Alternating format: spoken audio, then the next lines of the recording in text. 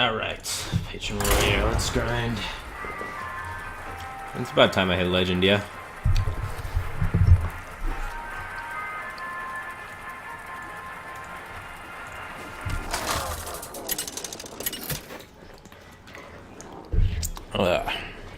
Garrosh versus Rexa. What's up, MLG Jake? How's it going, man? I think it's a solid matchup for us. Victory or death!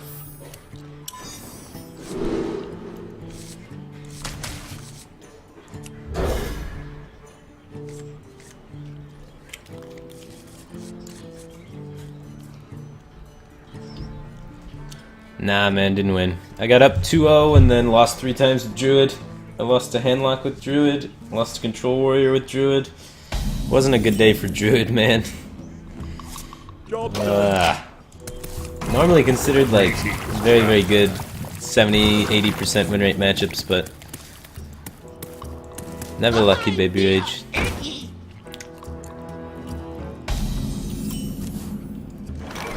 Got another try though. Do I want to slam that? Probably not. This does the coins. Like, if he gets a huffer, I want to be slamming that, you know?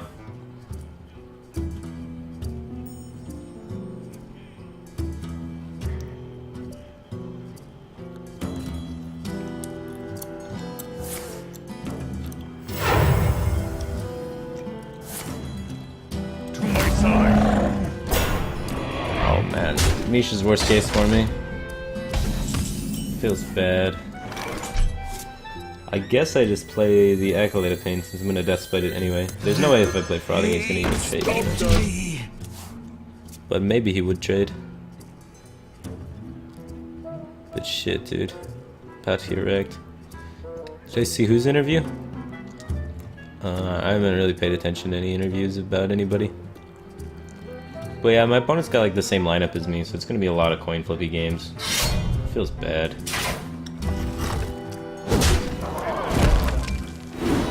Feels bad, man.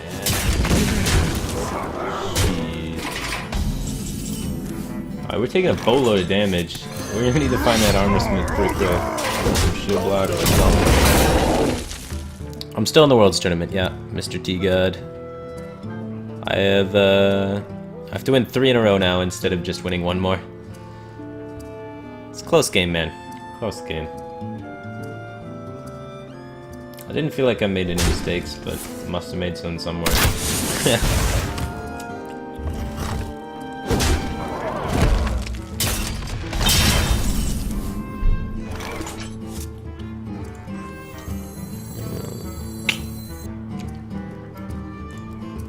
Maybe just unstable armor. I just want to prioritize getting armor ups, yeah. That's good to me. I don't want to waste the Death Spite on something like just this. I want to save the Whirlwind effect for when I draw maybe Armor Smith something.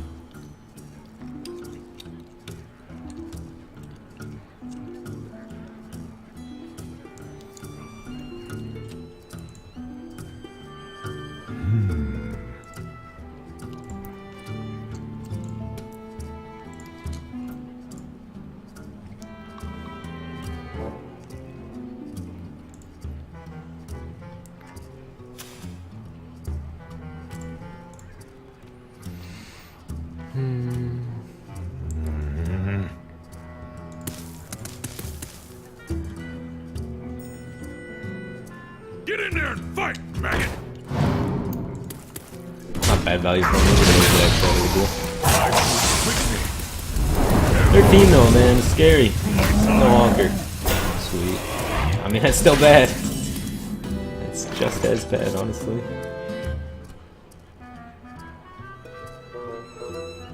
We go YOLO, I think. We're not dead to Unleash yet. We're dead to Unleash Kill Command if I Whirlwind here. But, I don't think he's gonna clear anyway. I think we can wait on it. I'm gonna be greedy with it. If I Unleash here, I mean, if I Whirlwind here, we're dead to Unleash Kill Command. This way, like, if he sinks damage into it, I think we can still be fine. Never know, though.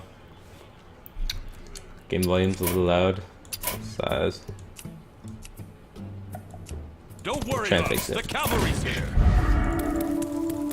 Alright, that dies to Whirlwind even if he does trade. So that seems good. He's got a choice here if he wants to trade or go face now. It's actually like a big deal decision.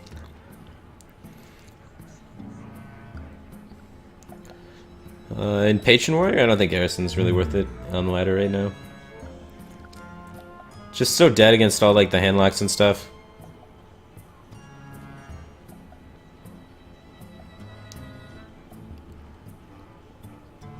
I moves quickly.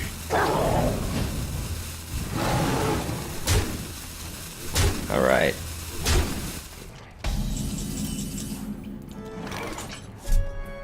Time to draw.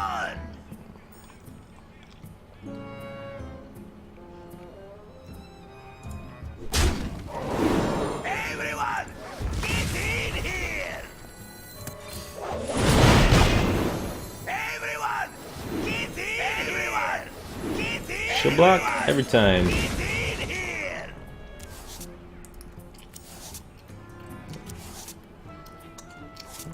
Alright.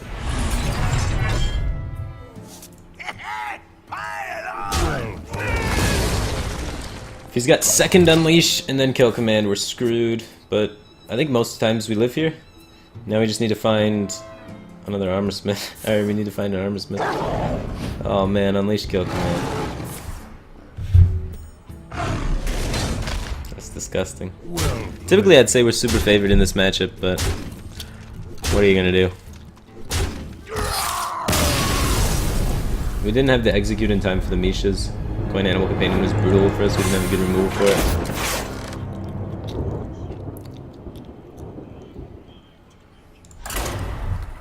I'll be participating in BlizzCon. I'm trying to be participating in BlizzCon, man. We've gone through all the hoops, man. Nice wild growth, yeah. Three druid games, never drew wild growth once. That pissed me off. Garrosh versus Garrosh! Alright, warrior. Victory or death. Easy patron, easy control. We gotta figure that out pretty ASAP. But how do we do that? Usually you don't know in time, so it's like pretty often you have to YOLO patrons. Because making patrons first is such a big deal.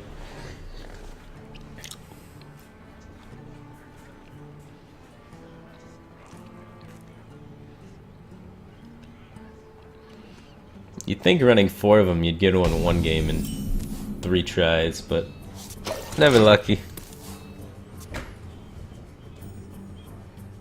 Yeah, chosen. Double combo in hand, all 3 druid games.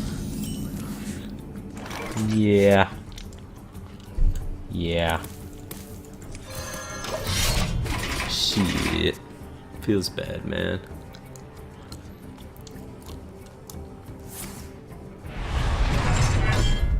Played Mage today. Mage went 2-0 today. But 1-0. Only played 1 game. Alright, no tempo frothing against a warrior. You kind of need those to finish him if he's either control or patron. Like both cases, just having it in reserve is really good. Otherwise, you can just coin Deathbite, get rid of it, and we accomplish nothing. So it's much better, I think, to hold on to it there. I'm gonna take initiative with the first minion. I don't care if he coins Harrison Jones this, like, sure, it's not a Deathbite, so whatever. So I'll just leave it up. Is my dog allowed in the house now? Yeah, my dog's allowed in the house. It's her last day here, because I'm flying back to Michigan tomorrow morning. Well, today. Later on in today. After my stream, I'm probably just gonna fly back to Michigan. So, gotta take Ava home. Pass me that arc-light spanner. Don't want to swing here because that activates his battle rage, so... Even though I have a Deathbite, which is like tempting me to want to swing here, like activating his battle rage doesn't seem very good.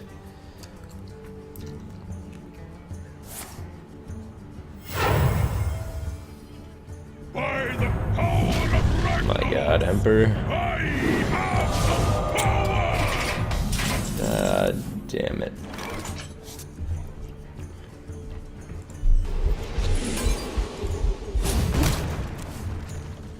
Double shield block though. Ruptar Ogre.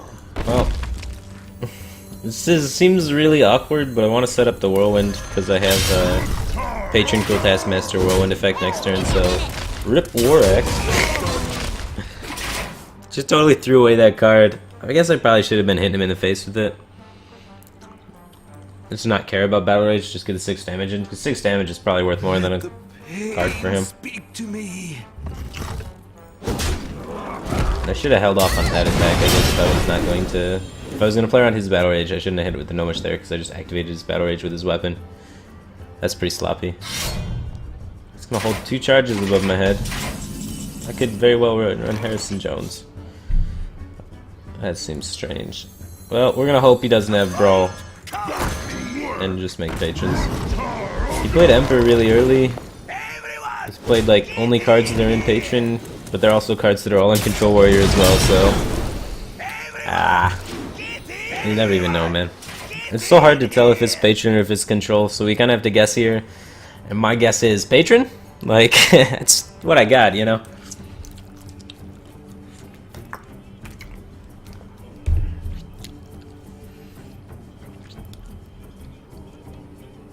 I think the Mech Mage I used is still pretty good. Yeah, the Mech Mage I used is still pretty good. Amaz is using a very similar deck in World Championship qualifiers on ladder. I can take the hit. Ah, shit. It's not Patron. And he killed all of them! Holy hell, stop! What the fuck? I don't even get good battle rate value. That's some trash, man.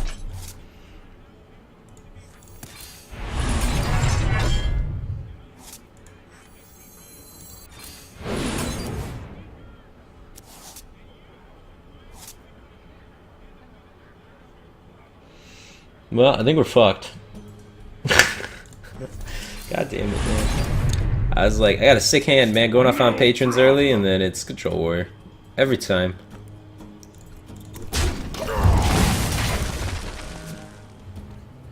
Maybe going face there is a little better. I guess it's a stronger board, but like, doesn't really affect me too much.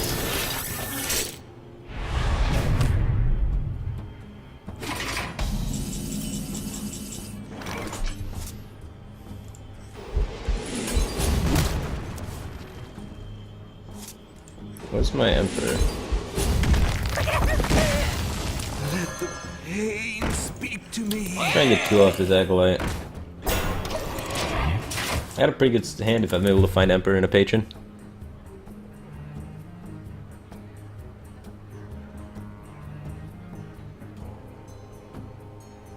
Yeah, I can still get into the World Championships. Nah, it's about the same as last year, the difficulty. You don't have very good odds of making it even if you're a favorite to win the whole thing. Just because, how Hearthstone works, man, it's a card game. It's like poker or whatever.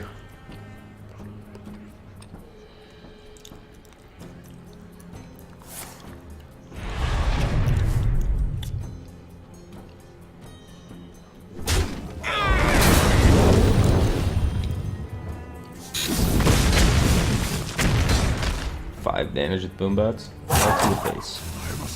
Smork bots.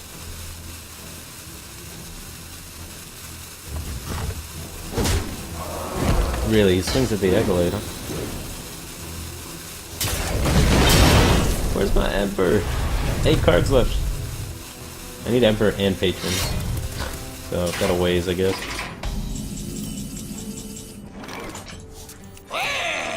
I don't want to execute that. Throwing these minions out here lowers the value of my Battle Rage if I top deck the Battle Rage, but I really want to get rid of this Shield Maiden because this stacks up so much damage over time, and execute only stalls for 1 turn, so it's like, I don't know if I have enough time to really let it keep hitting me in the face for 5.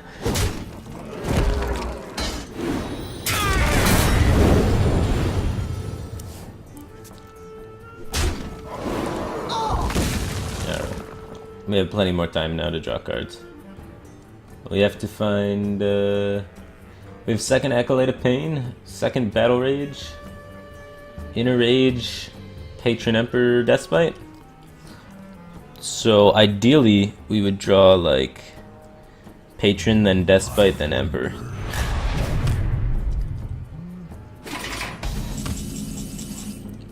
Oh shit.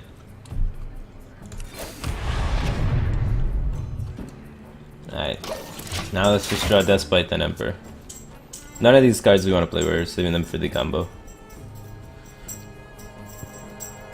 I also have a Whirlwind in there that we could do additional damage with, so getting that's not bad either. We just need him not to play any bombs. Welcome to the grand Oh man, the armor though. That's gonna be... it's gonna be ruthless.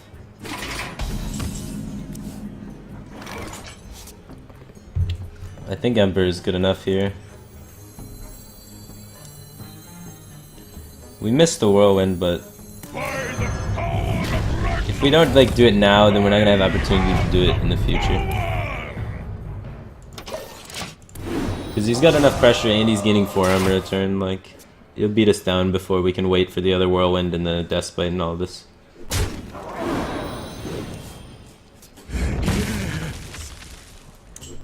I don't think we have 40 damage with only 1 minion in play. So we're gonna need him to play another minion. Kinda relying on him making a mistake with that, but he does not. We queue up the Despite though. Now we have the other Whirlwind. Worst case, he plays Harrison Jones, which then means he's got another minion in play, which kind of helps us a little bit. So it still adds damage in some sense, and it negates the armor because we get a hit for 4, yeah. So it's not even bad. So I think we can kill him now.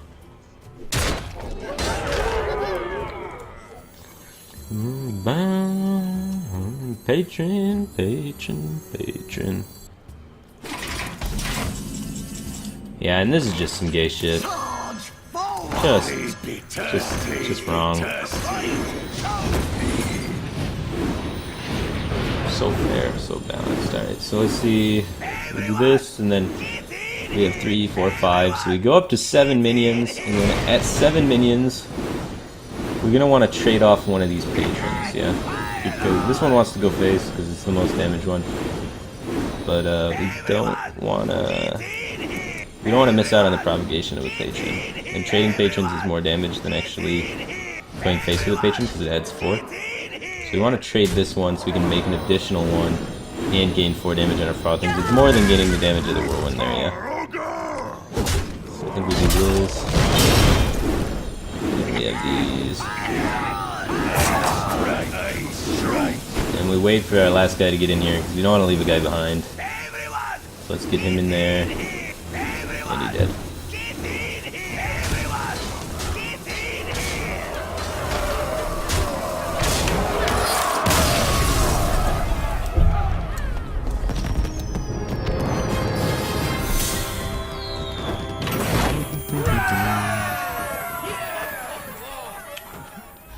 We just stomped the counter deck. Feels good, man.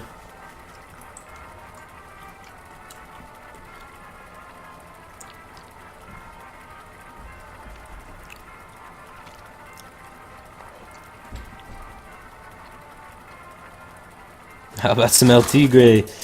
Nah, man, I gotta get a legend sometime this month. You know? It just looks bad that I'm not even legend yet. Too much LT Gray, too much LT Gray. I gotta focus on the grind, man.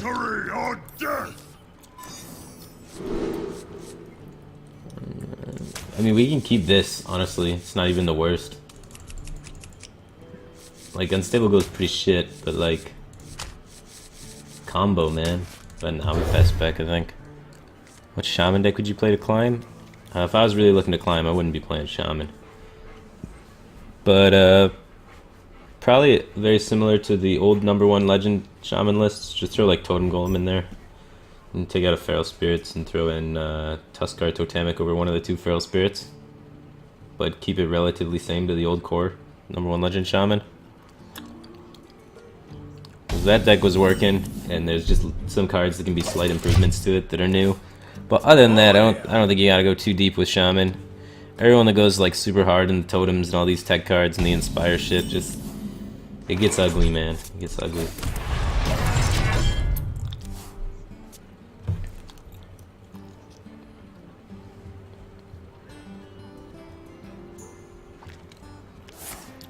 the name of my dog? My dog's name's Ava.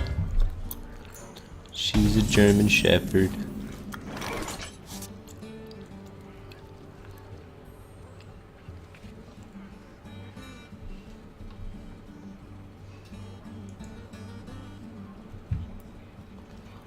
I'm just gonna drop Accolade of Pain. In this matchup, you can afford to get one card off of it. You just want to start your cycling to hit your other cycling. In almost every matchup, I mean, it's kind of scary against Druid because getting 0 cards off of it's a really big bummer, but getting 1 card off of it's completely fine.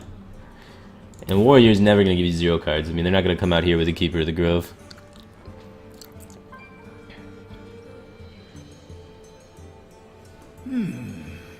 Let the pain speak to me. Did I like doing Value Time today? Yeah, I thought Value Time was pretty sweet. I had fun. Alright, let's just Taskmaster this straight up. That's disgusting. Playing Accolade into Accolade. Wow. Alright, let's take the other card first. Maybe we get something better than Armor Smith.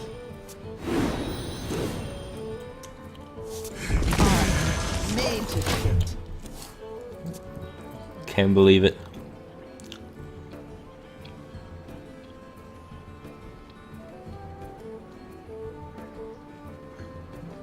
What do I think my chances are against Fishy tomorrow? I don't know. I've never actually seen him play before, so I can't really tell you too much about him. But I'm gonna play my best, man. Pass me that arc light scanner. No problem. I felt like gotta get lucky someday, man. I've been doing really good, I think, as far as just like playing correctly. So I'm happy with how I've been playing lately. Just my results have been making me kind of sad, but can't be results oriented thinking, man. So I feel like I'm doing the right things, and it's just a matter of time until success comes from them.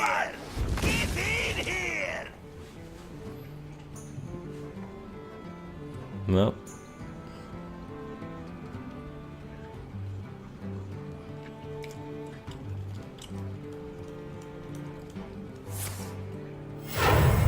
Gonna coin execute it. Interesting. It makes me believe he's very unsure about his patrons here. He seems very desperate to keep them.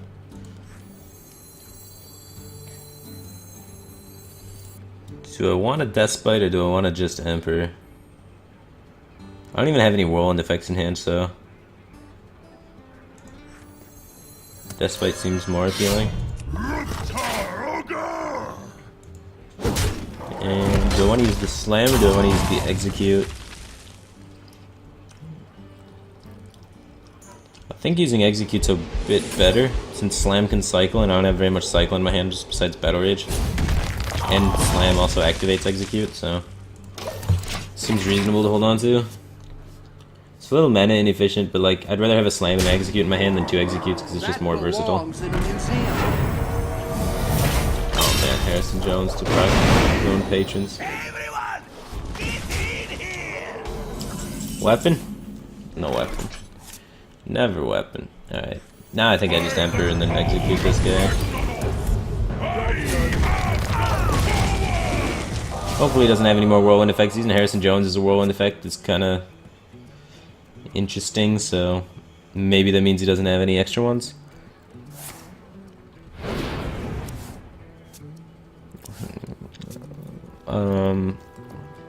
If you want to look at the matches I played against Wreckful, we played 2 show matches against each other. I won the first one, he won the second one, and we never played the tiebreaker games, but that's in the VODs. It's a few days ago. Everyone, get in here.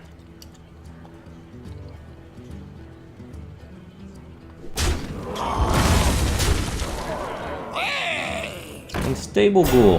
Why would you do that? Alright, now he can reverse his patrons. That was silly. Yeah, you just do this, and then this. And we can slam this off first, so now when we hit here, we have 2 patrons propagating from the Whirlwind effect, and he only has 1. So, normally when you're ahead on patrons, you can't really turn around and be behind on patrons unless you do some sort of misstep. And we see that kind of here. A little bit of a mistake from our opponent that's going to allow us to crawl back into this game, and we should pretty much lose every time. So we're gonna take that opportunity. Because why not, right? Fire on! I guess we make 2/3/3s. 1/3/3 dies to a weapon, so as long as you have 2/3/3s, it's generally pretty hard for your opponent to Everyone, kill your patrons without doing some sort of flood your board technique. So let's get 2 patrons in play, and then try and set up lethal with Deathblade next turn, and set up some armor. Look for shield blocks off Battle Rage too, that's important. Just getting out of some sort of weird frothing OTK range. He does appear to be clearing that, so he's pretty scared. Let's see if he goes face or clears the patron here. He should probably go face because we're at that life total range. He is going to opt to clear the patron. Can he clear the last one? Maybe a shield slam tech?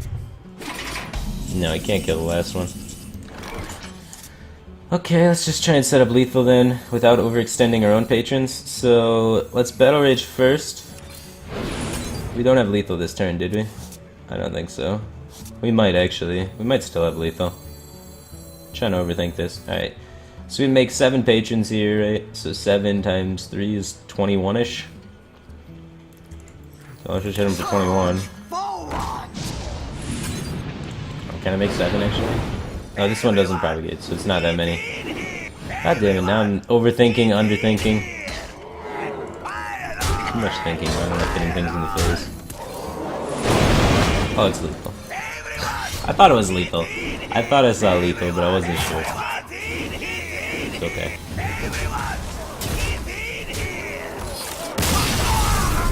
well played. I don't think they're going to change Battle Rage. They've been changing it too much. They changed the mana cost of it, they've changed its effects before, they've just messed around with it so much that it'd be kind of embarrassing to continue changing it.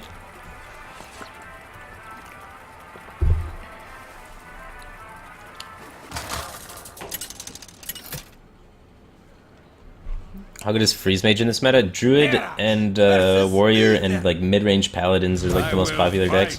Like mid-range Secrets Paladins that are more aggressive, that have Loatheb and Shredders and stuff. So I'm not fancying Freeze Mage too much. I think it's pretty weak in the current meta. I think I rated it as like 6th or 7th. Which, out of like a list of like 20 decks or something. I guess Keep Taskmaster could do something good early.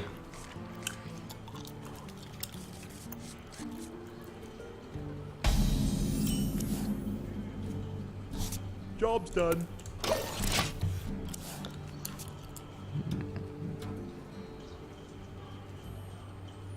I'll never tell.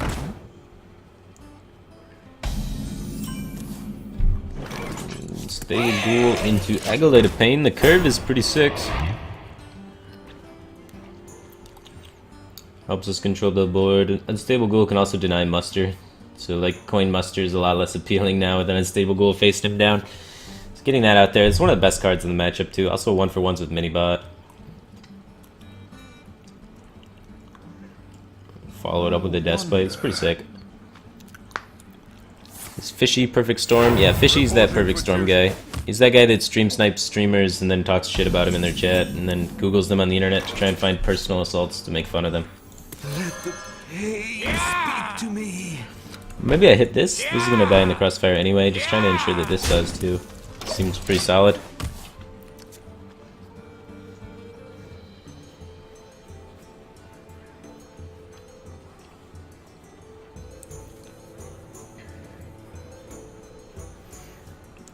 Oh, thanks for the sub. Moral Itachi HS just subscribed. Thanks for subscribing, dude. I appreciate it, man. Let me think.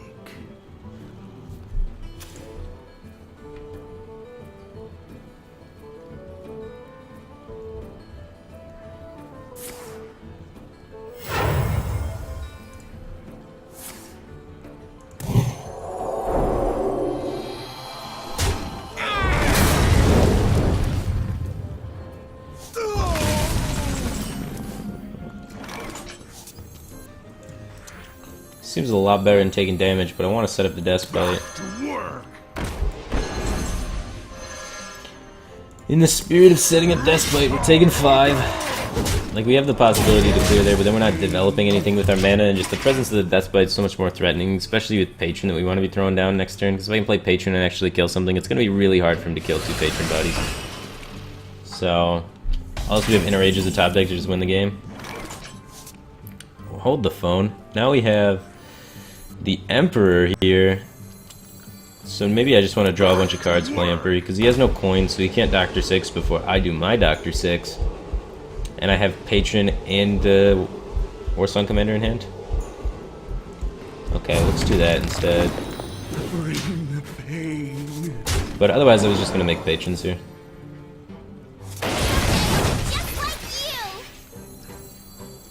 Yeah, this is fine. And we get both of our minions damaged for possible Battle Rage in the future. We're not really scared of Consecrate here. If he Consecrates this and surrenders all the tempo, we're fine. So, like, damaging our minions is good. Okay.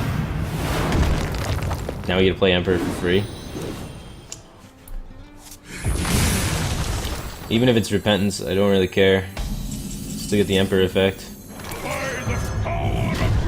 Unless the Repentance on Emperor is a lot better than Repentance on Patron.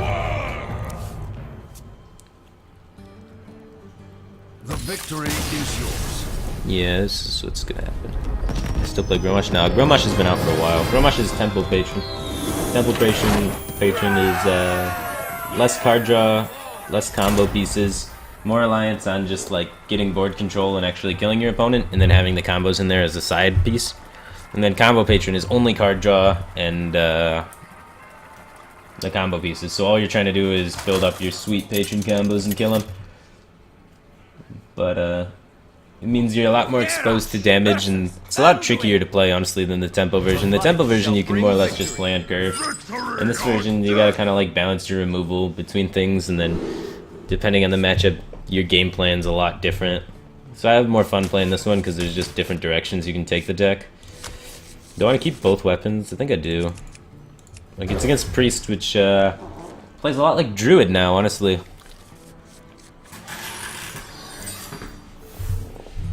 Hey, don't bite the sheets. Silly dog. List, please. It's like the same Patron list everyone's playing. Just Google Patron, man. Alright, I want to tempo out with minions, so I'm going to play this X here. And I'm just going to develop the Frothing. It takes a gamble, because if he is actually Control Priest, it's really bad. Oh, Thoughtsteal does kind of symbolize more towards Control Priest, so maybe I just coin the Gnomish instead.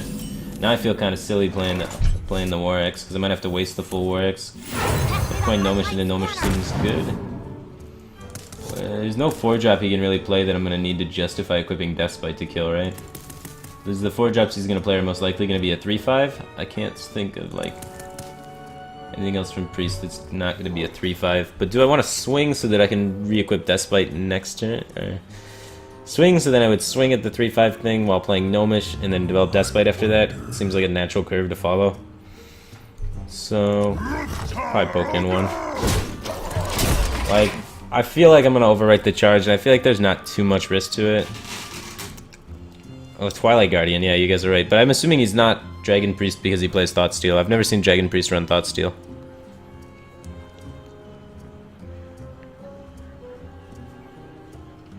Who is it that stream snipes and then talks bad about them? My opponent for tomorrow. For the BlizzCon World Championships.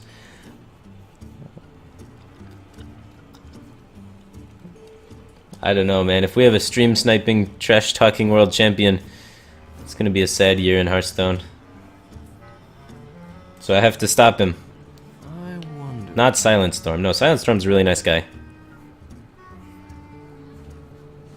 He's perfect Storm, man. Silent Storm's a great guy. I've met him a few times. Quickly. Priest with armor, you say?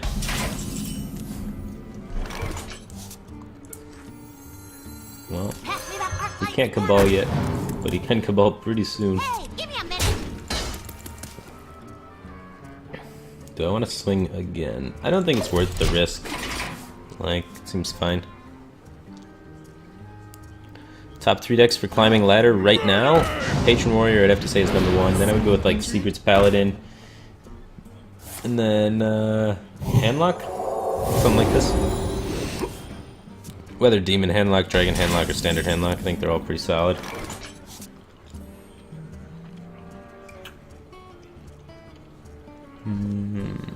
Killing the cleric's important. Don't want him to have card draw. Taroga! I want to get all my minions damaged for battle rage, so I want to get this unstable cooldown.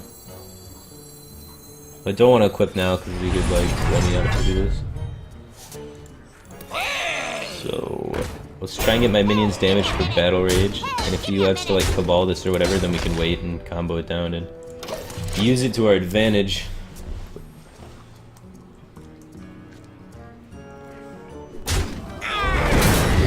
Change your mind. He's gonna have the cabal to take one though.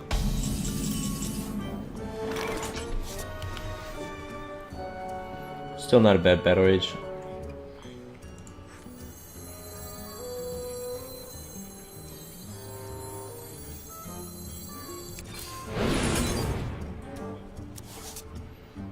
Wow, starting to build up some damage.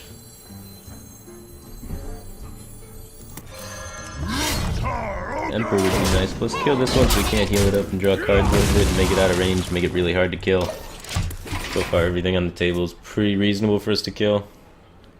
If we can find an Emperor, we're just gonna have so much damage in our hand. How many fingers do you see? Okay. Got some more water, okay. 1 second. In the light's name.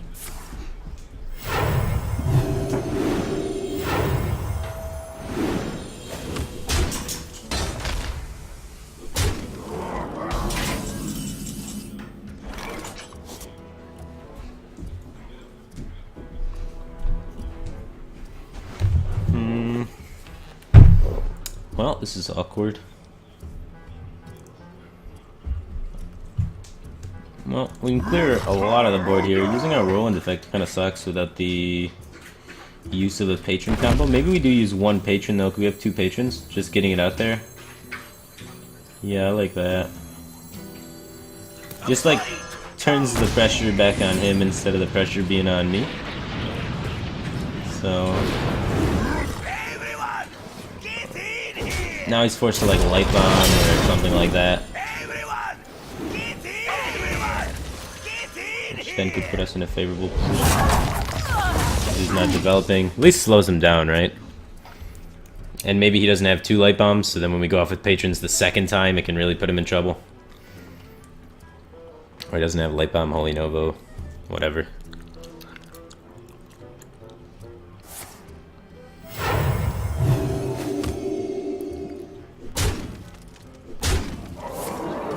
Alright, light bomb number 1.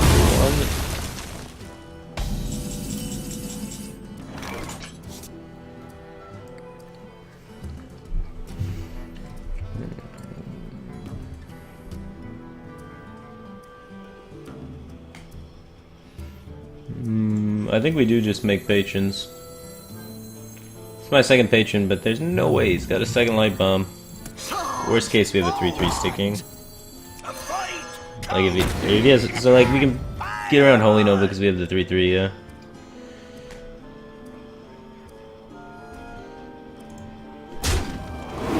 Everyone, get in here! Everyone, get in here! Everyone, It's a bit aggressive, but we're kind of pinned into a corner. get in here! And now we hope he doesn't have light bomb. And we hope it just sticks. No way he's got the second one. We're out of draw cards, so we're kind of getting desperate. And out of life, man. Embrace the void. He's got Alkanized Circle now? God damn, man. Back-to-back clears. It's okay, we still have the frothing outs.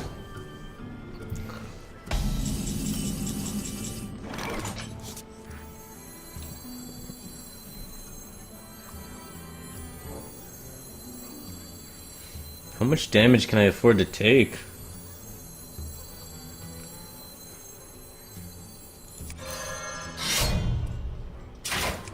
Taroga! I think we just go here and set it up.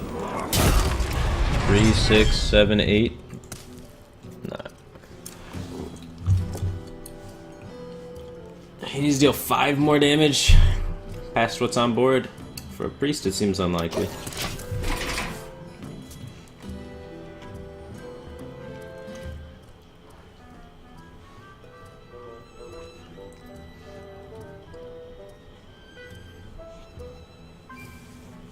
Well played. Welcome to the grand tournament, champion.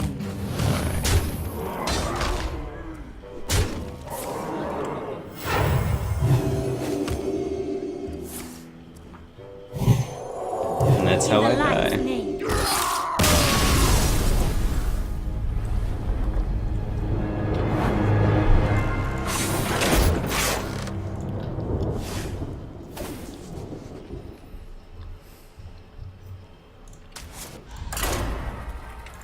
Rip.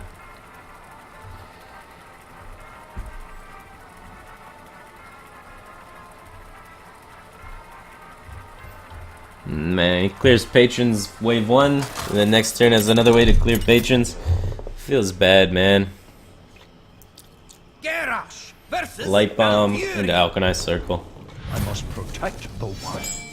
Victory or death! And have minion pressure. Usually we win the matchup against Priest, but it was rough. We just want early game minions, and we hope that he wild growths, and then we get to play our minions, and then he has to deal with our minions, and they're kind of awkward for him to deal with, and then we can get ahead.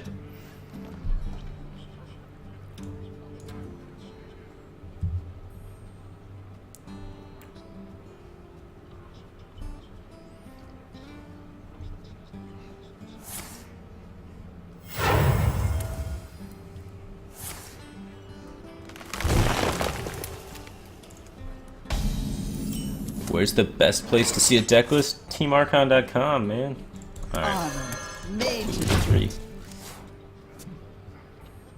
That priest seems strong. That was Zadalot's priest list. It's been like top 10 with it yesterday, I think. So you can Google Zadalot's priest deck, or check out his stream to see that priest deck. It's a very greedy priest list. But when it works, man. I guess I like Acolyte here. I can just use it to execute something. I have the War Song already with the Frothing, so like kind of keeping those together is pretty solid. But a lot of times you want to be tempoing out in this matchup just because the mid-range creatures can do so much chip damage. And like Frothing is something they have to deal with, so they're not developing a creature, so that you can kind of keep up in the mid game and try and stall a little bit longer to your bigger combos. But it's a little risky. What is this play? And then Wrath. I don't have anything to defend my Frothing either, so like some sort of weapon that would just punish him for just simply developing. So if I can get a weapon, then it's a lot safer just to drop the Frothing down, because then if he plays a minion, I weapon down the minion, and then he can go face the Frothing.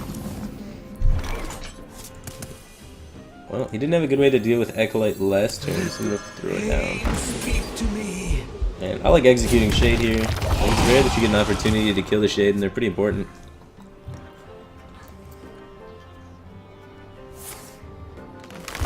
Dr. Boom already? God damn it, man.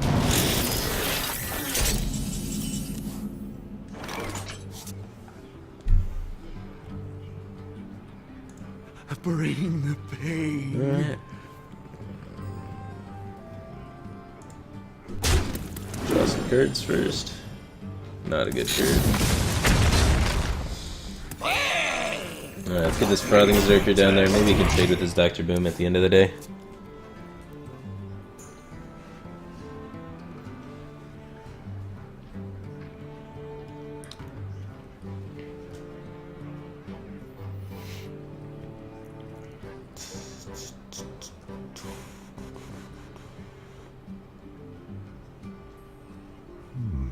I wonder.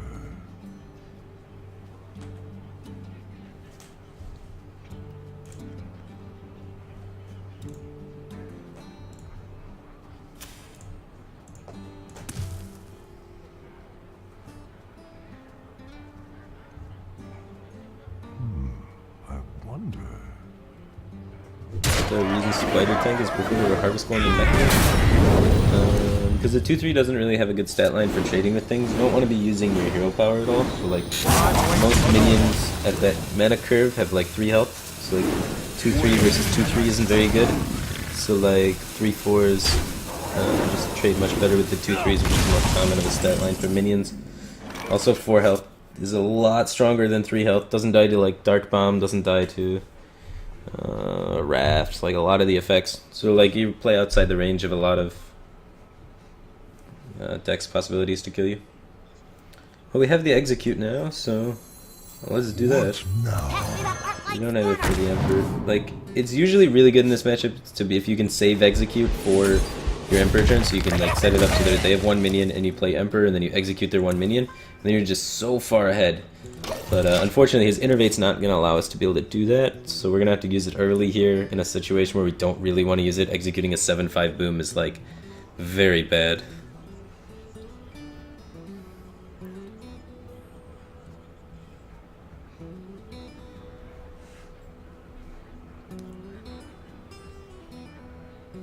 What to do?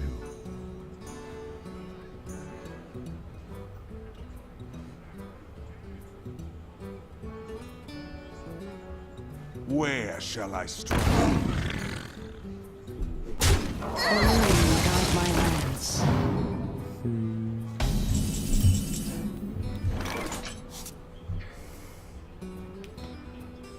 What is he trying to ramp up to?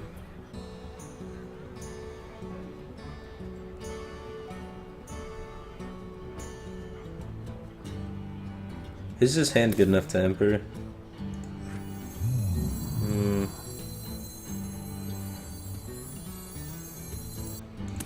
I don't know. I think the Gnomish can test the board fine. I'll do this. Yeah, that'll be stronger. We have plenty of time, like our health pool is very large.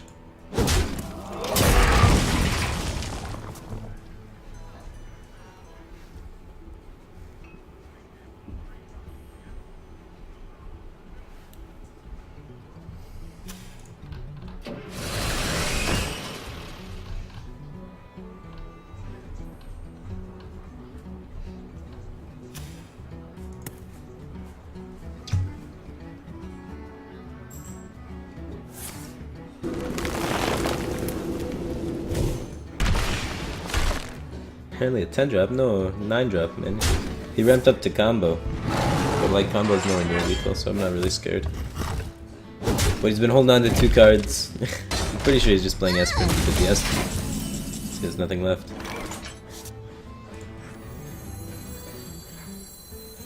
Do I want to armor or cycle the Battle Rage? I want to armor. I can cycle the Battle Rage later. Much more value up there.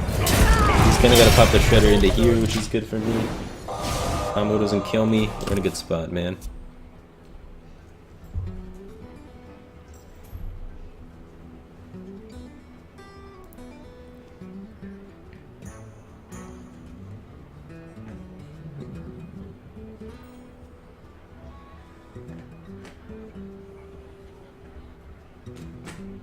What to do?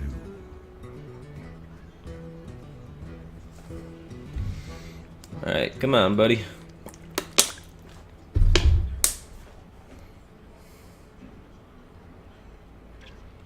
Hatu play versus Russian player? Same way you play versus everybody else.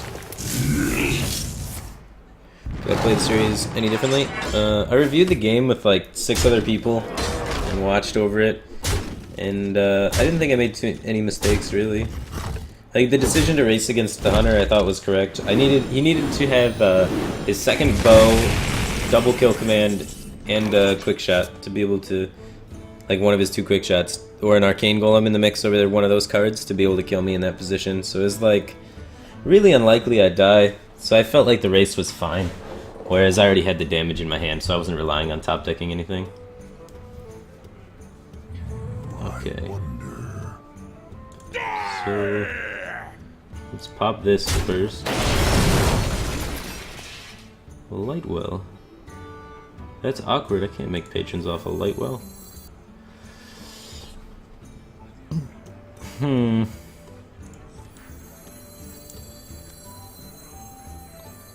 Well, I want to Despite that and kill it. My I die to innervate then? I must choose.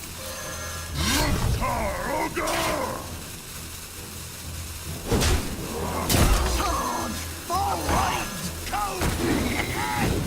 So I die to innervate top deck.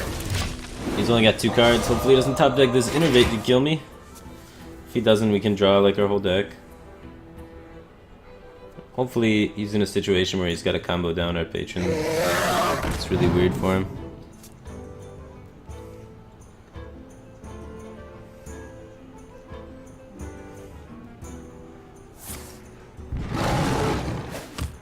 Can I still change decks for my next match now? I felt like my decks were fine. Like the Druid, I had some unfortunate draws with.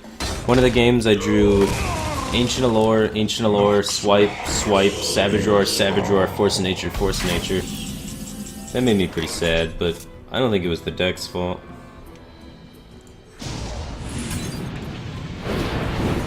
Everyone, get in here! Everyone, get in here! Loktar Ogre! Everyone, get in here! Everyone, get in here! Everyone, get in here! Everyone, get in here! Everyone, get in here! Everyone, Cards, let's go. get in here!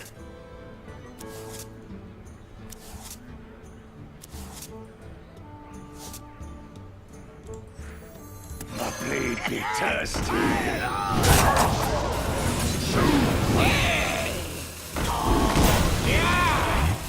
Almost missed 2 damage though, but I told you.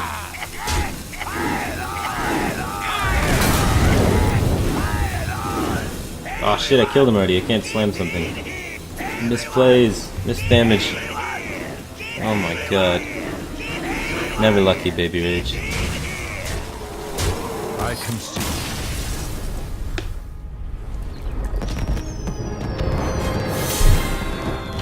Missed 1 damage.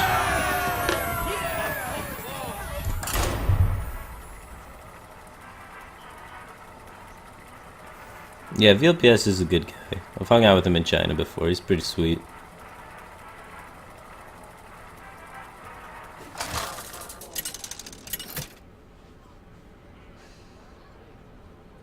Garrosh versus Garrosh. But you do it with a real deck. I think the Patron's the hardest deck by far to play correctly. In tournaments right now, the average win rate of Patron against Handlock is 30%. And if you look at the actually like really good Handlock players, they average about 55 to 60% win rate in that matchup, while the average pro player only gets 30%. It's that 35% difference. It's crazy, man. So there's a lot of people that don't really understand Patron too well, even in the professional scene.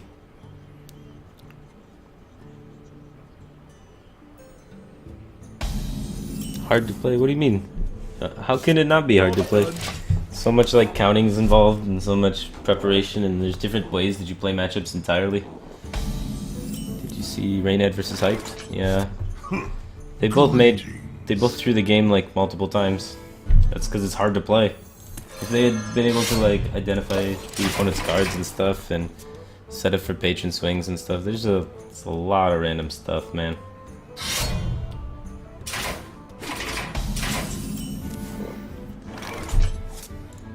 I love the Patron mirror when it drags out like that. The player that makes Patrons first when it's after like turn 8 usually loses, but before turn 8 usually wins. Because at a certain point, the Patrons on the field are actually a vulnerability, because your opponent's allowed to do so much more damage with frothing. So you can like bait your opponent into situations where they have to make Patrons, otherwise you're getting in too much chip damage with your little minions, which is going to set up your big roll, and the effect is to kill them anyway. So you have to sort of expand your board in appropriate ways to force them to have to Patron, otherwise they lose, and if they Patron they lose. So you got to get them in like a checkmate situation.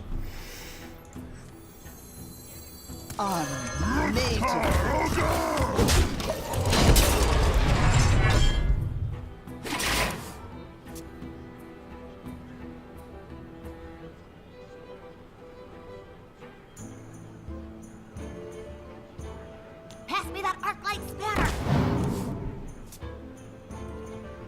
Alright, the Patron mirror. Bro.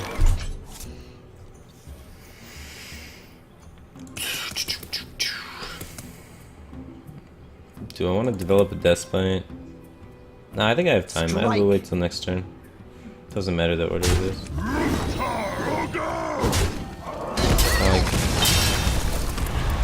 If I top deck Patron, it would have been nice to develop the Despite there, but that's the only situation. Otherwise, just getting extra weapon charges is good.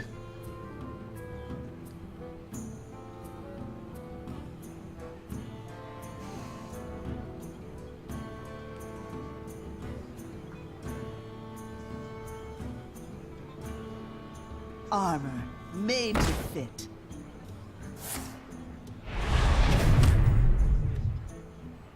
Really, he holds on to a War Axe charge. That's strange. Alright, we have a Whirlwind. And we have 3 combo pieces in our hand. Is that enough to justify Emperor? Probably not. He's leaving my Armor Smith there though, so he wants to make Patrons.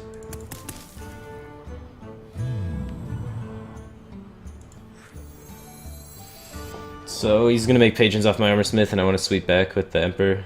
So I guess he's making Patrons next turn, so I'll play this turn, kind of impede him trying to make Patrons this turn, maybe slows down his Patrons for 1 turn. Because otherwise I think he would swing at my Armor Smith with the axe. So now he can't make Patrons because he has to deal with the Emperor, and then next turn I can develop the Despite, since I already have gotten the Emperor effect off. And now you can just start going face with it and trying to kill him. And he might just trade this Armor Smith off into my Emperor just to get rid of it because he's afraid of me making Patrons. We'll see. It's very common that people do that.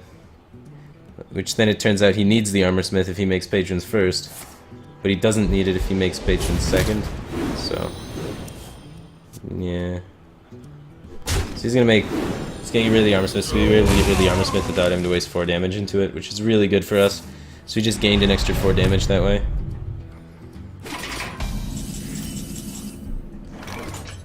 So we could slam this off, but we want him to make Patrons, so we're just gonna swing face. And then how much damage do we honestly have?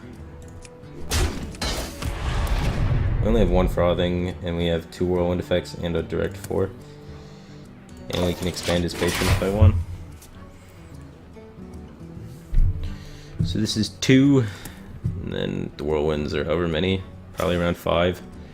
So 5, 10, 11, 12, 13, 14, 15, 16, 17, 18, Armor like 20-ish. made to fit. Wow, he does not care about Patrons at all. That's pretty interesting. We're kind of worried about that Armor Smith, since we do have a Frothing hand. Well,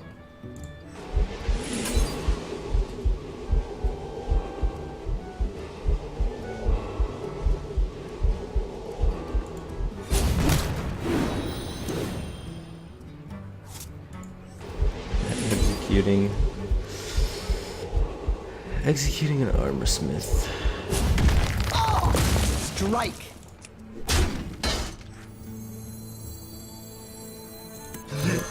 We'll likely find other Whirlwind effects off playing the Acolyte here, so I'm just gonna play it. He's down both of his Armor Smiths, so his defenses against Patrons are gone. So hopefully he develops Patrons here, because we just left a comfortable board for him to do it, and then we can kill him behind it.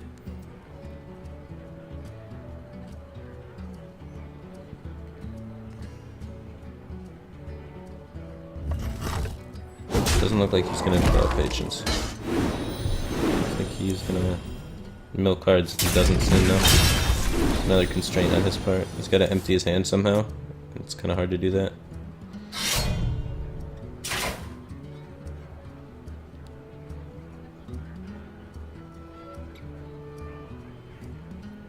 Come on, you gotta play your Patron combo. You're gonna overdraw if you don't. Oh, see, now he's playing more card draw. All your cards draw cards or are Patron. He's pretty funny. Oh, is he dead? That's a lot of damage.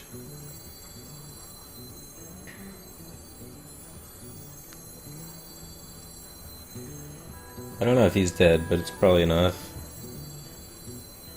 Alright, let's count. So we get 5 things in play, so that's 10 per whirlwind, so that's 24, 25, 26, 27, 28 damage.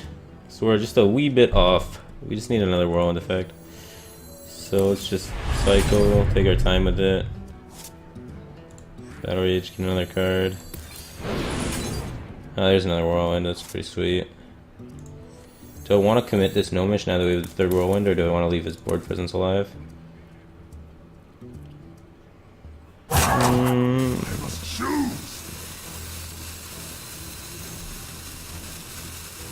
I think it's fine just to not play it. Prioritize armoring up and just try and make it as awkward as possible for him to get rid of his board. If I wasn't streaming, I think I would just go in there, but we're a little bit off. Alright, is he making patrons now? Yeah, now he's just super dead. It's way too late to make patrons. You should never make patrons at this point. But at this point, we're even in card count and he's got 2 Acolytes on board, so like the fatigue plan doesn't work for him, so I honestly don't see a way he wins it from this position. Since he had a patron hand and then was too slow with making the patrons, we had the frothing hand. And the frothing hand's just stronger overall most of the time, unless patrons come out on 5. And even if patrons come out on 5, the frothing hand usually can beat it. Charge forward! The blade be thirsty, be thirsty. 1, 2.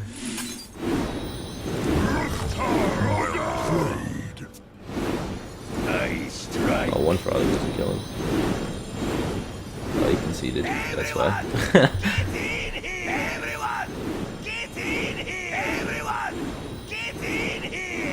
What's a good replacement for Warsong Commander? Has charge, just like Warsong Commander, kinda. It's like a pseudo Warsong Commander. Everyone, get in here! Everyone, get in here! Everyone, get in here! Everyone, get in here! I'll let Dread Corsair in this deck and 1 or 2 Fiery Warriors. I play 1 Fiery Warrior because I don't play any Dread Corsairs. Dread Corsair is a tech that a lot of people like to play for the mirror because it allows you to use Warsong Commander and a weapon to efficiently deal with patron extensions, especially on turn 5, because then you have the power to kill 2 3 health patrons, whereas standard patron is unable to kill 2 3 health patrons because they just have weapons that can kill 3 health patrons. Everything else can't deal 3 damage unless they have like a tech in one of Shield Slam. So recently, due to Secrets Paladin and Handlock becoming more popular, the tech of Dread Corsair is sort of switched into Shield Slam, which does a similar purpose, but less damage overall, especially for like empty board OTK combos and stuff like that. So, more defensive of a card, but same sort of idea. Gerash versus Uther! I will fight with honor. Victory or death!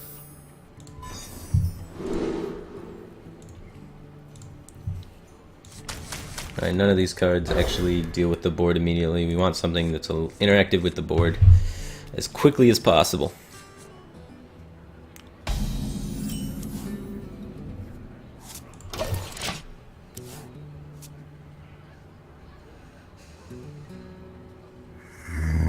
Zombie Chow. This means most likely some sort of slower paladin. My hand is really dead, so I'm just gonna cycle this slam just to cycle the slam. Job's done. Armoring doesn't even seem too relevant. Zombie Chow gets to take it away, whereas if it hits me in the health, it actually doesn't do anything, so I just want to cycle the slam.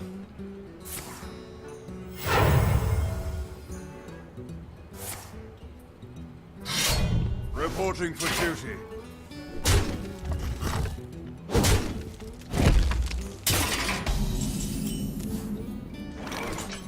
Well, we don't have much going on here. We could just whirlwind if we wanted, but we could wait a turn on it.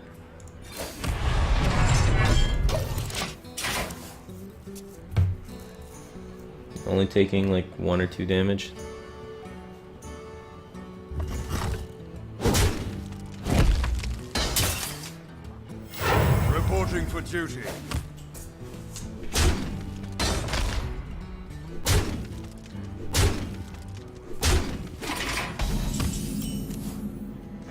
Now we have 2 whirlwinds, huh? Might as well use one since we have 2.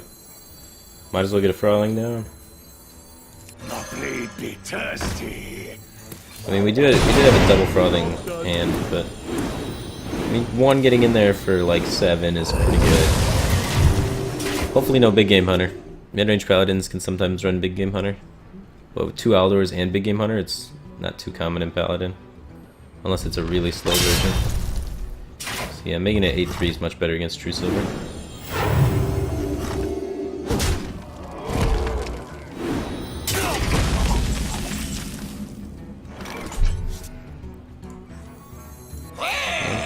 I'm just gonna tempo out the other frothing. We don't have any cards in my hand, so it's like saving for the combos is pretty difficult since we're not gonna be drawing too many cards. So just trying to tempo him out really quick and just deal with him immediately seems pretty solid. Ghoul protects the frothing and in there for a bunch more damage. All 4. What is secret? It's annoying. Might be get down.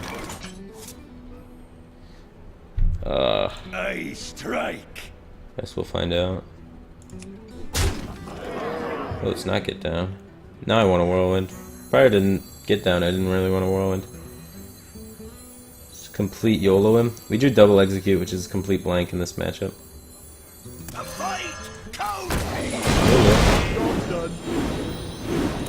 This is really bad to consecrate and Get in here! big game hunter. So hopefully he doesn't have consecrate or big game hunter. We know he doesn't have big game hunter, but consecrate could blow us out of the water here. We just didn't hit any draw, and we went YOLO, and I'm kind of committed to it. Alright, we have a lot of cards in our deck that can either draw from this or make more big ones here. So hopefully we get one of them. Patron does not make more patrons. We can use the execute though.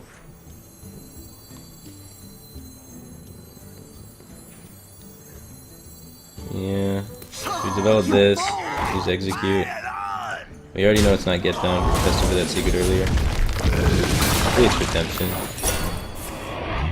That's... Alright, we could use the execute here and make a lot of patrons.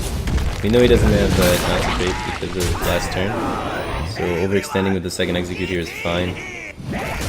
Unless he top decks concentrate. But he did not have it last turn. It would have been way better than the play he took because he could have fully cleared our patrons here. We had a bad hand, so we were forced to YOLO here, but YOLO ended up working out pretty good. Am I out of the World Championships? No, I'm not out of the World Championships. I'm in the losers bracket. I was in the winners bracket top 16. Now I'm in the losers bracket top 16. So I gotta win 3 matches in a row to qualify for regionals. And I plan on it. Like, I really, really want to. Been working pretty hard for it. Alright, let's try and kill him. Get down! 3, 6, 9, 10, 11, 12, 13, 14, 15, 16, 17 damage.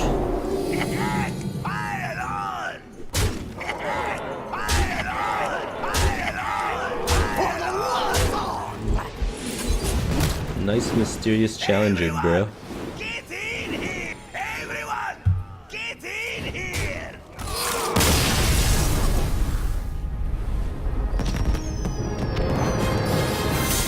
Why doesn't the defending champion get a ticket? Because I'm good enough to earn it back, man.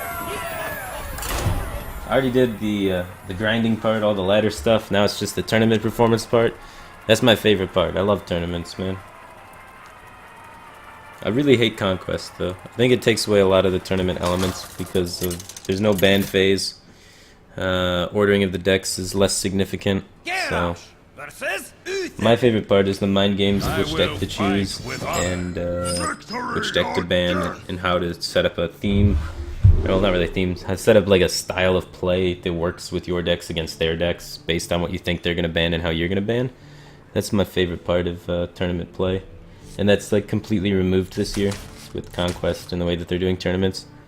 So it makes me really sad because then it just comes down to only in-game play really, because ordering and this stuff is much less significant. Still matters a little bit, but not very much. If your opponent is completely random about it, it matters even less as well.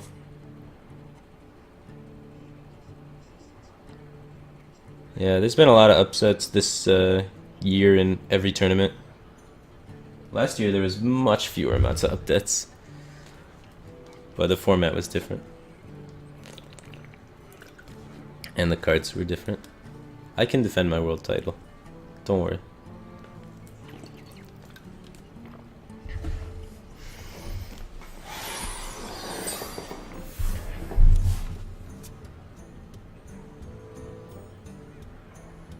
What I think of Commanding Shot in Patron? I don't think it does enough as a card. Like, it doesn't help you control the board, which is one of the most important parts, and it's not as good as a card draw engine as a lot of the other cards, and it's too Well gimmicky to met. be able to work consistently.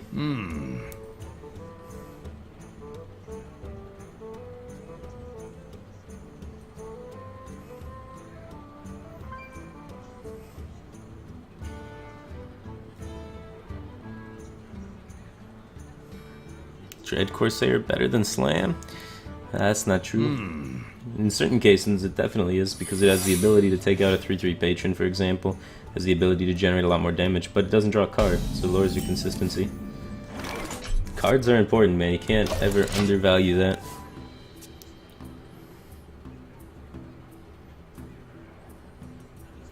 Do I think they should nerf Patron so it doesn't get charged for more song? Nah. I think Patron's fairly reasonable. People are starting to figure out how to counter it now. Dragon Priest has been doing well against it. Druid's been doing well against it. I'll never tell. I think adding stronger mid-range creatures would just be really good against combo Patron. Don't think it's unreasonable to counter Patron. A lot of people make lineups now in Conquest completely designed only to counter Patron, because there's actually 3 decks that you can make that can counter Patron consistently, which I think is healthy for the game. Just nobody on ladder plays those decks, because those decks lose to the fast decks. Patron's a control deck. Control decks are countered by mid-range decks, and then everybody on ladder plays aggro, which counters mid-range decks, which then makes Patron even better than it should be, and it's already like really good. Like, but I mean, as soon as they would nerf Patron, another deck's gonna take its place as the most dominant deck. You can never not have a dominant deck, right? So something else will come. Every time.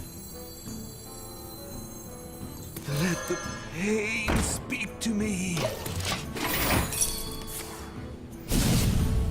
The old competitive spirit.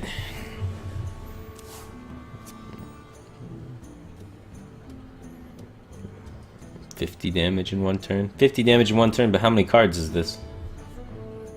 Consider that into it, yeah.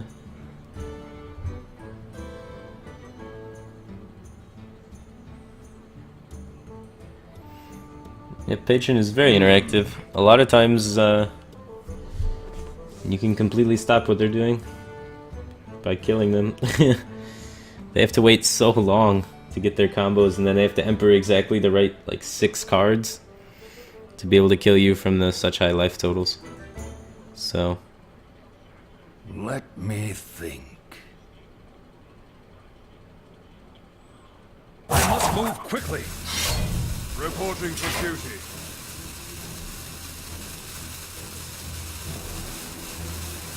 5 cards, 50 damage. It's only 50 damage if they've all been emperored. And it needs to be Warsong, Patron, Frothing, Whirlwind, Whirlwind. So 6 cards, and they all need to be emperored in order to do 50 damage out of hand with like nothing on the board. Seems reasonable. Bring the pain.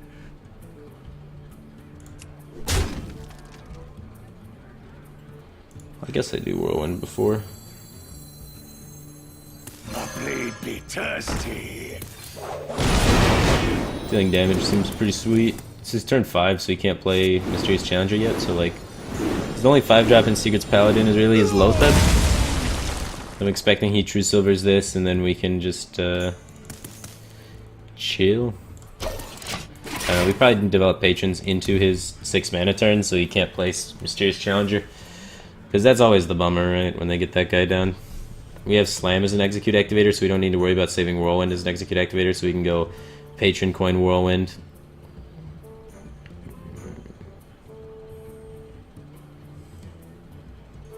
I wonder.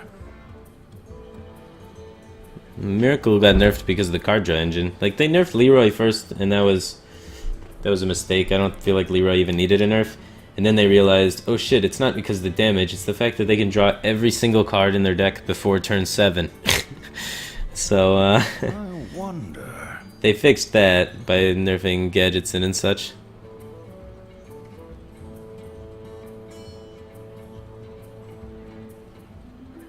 Let's move quickly.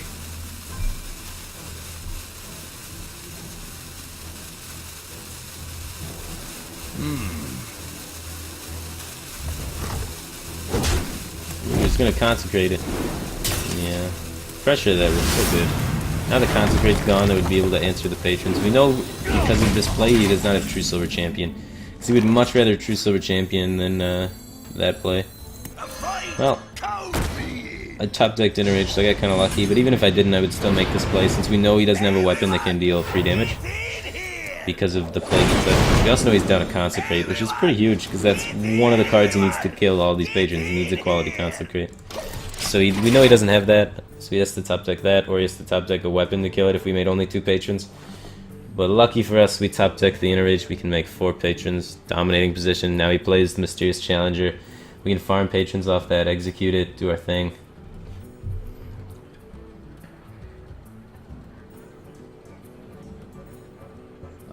Wasn't Leroy also nerfed due to Warlock PO Faceless? Yeah, it was nerfed due to that as well.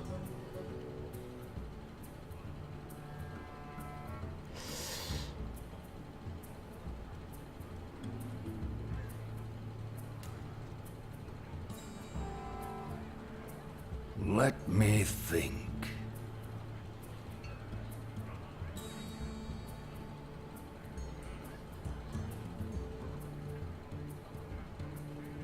I'm not out of the tournament, Furious Thrust. I'm in the losers bracket. I was in the winners bracket, top 16. Now I'm in losers bracket. Put this apple on your head.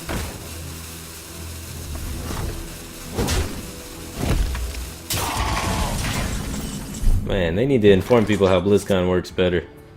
So ain't nobody know what's going on. Alright, let's slam Battle Rage. We want to slam our own guy instead of Juggler, so we get the card draw off the slam, and then we get the card draw from the Battle Rage. Just much more card draw. Very good. Might as well get a stable ghoul down there. Taking that guy. Swing face with a weapon.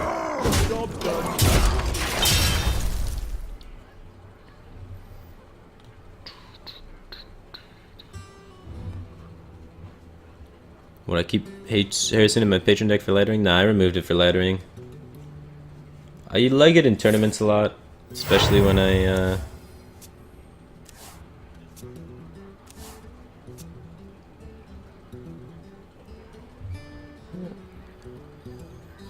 play lineups that expect like weapons, and then I have Harrison in all 3 decks or whatever. Seems pretty decent.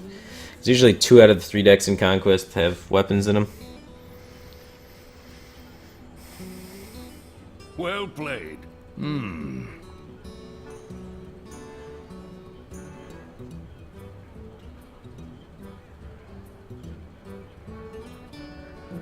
the NA bracket. I think 2 players qualify. I'm not sure. From the 40. Well, no, the top 8 from the qualifier all go to San Francisco to then play the Americas Championship, right? So 8 players make it through.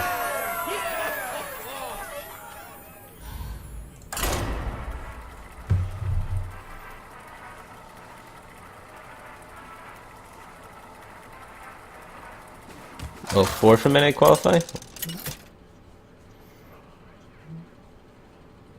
Garrosh versus Malfurion.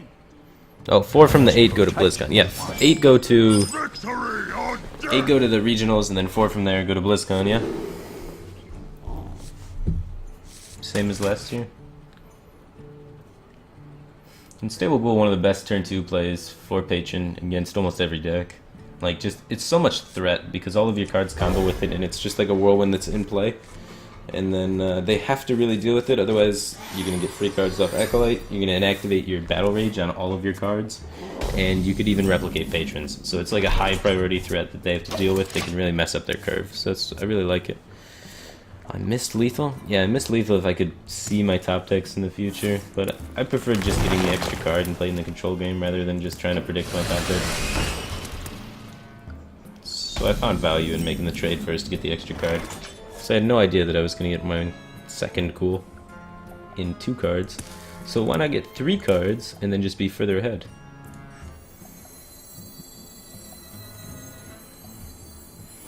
Gross. He's going to be able to trade into it, and then we don't have a great place to even deal with it.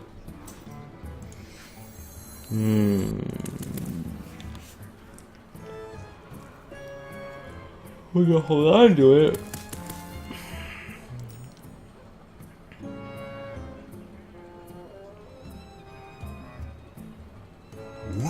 Hold on to it here. You can get more value out of it later game than just having it absorb 4 damage. Noxramas is all.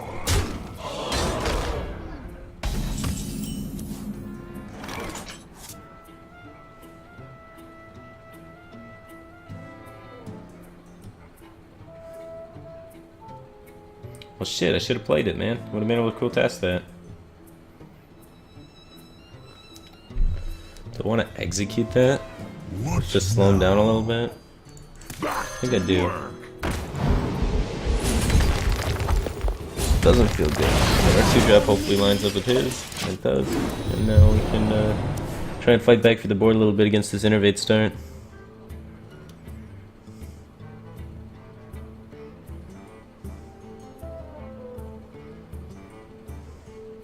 I must safeguard the land.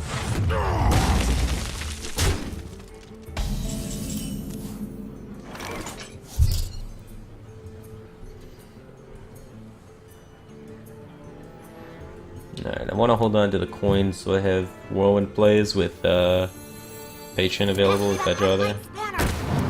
Okay, cool. Now I have Patron, Innerage, Coin Whirlwind, and can maybe cheese out a victory here, even though I'm like super far behind because he had Innervate, Coin, Shredder into perfect curve.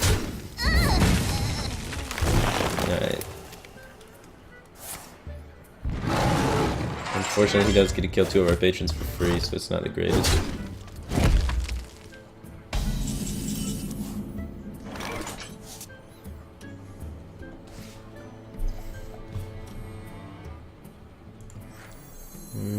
I kind of like just setting up the Acolyte and the Ghoul, because it forces him to have to deal with it. If he doesn't deal with it, then we get to make a lot of patrons. We also can dress the ghosts, right? The Acolyte of Pain without having to use the Innerage or any other resources. Maybe hit another Whirlwind effect. Making patrons there just seems too easy for him to clear. But we're really far behind here. Just Innervate into Solid Curve is so brutal.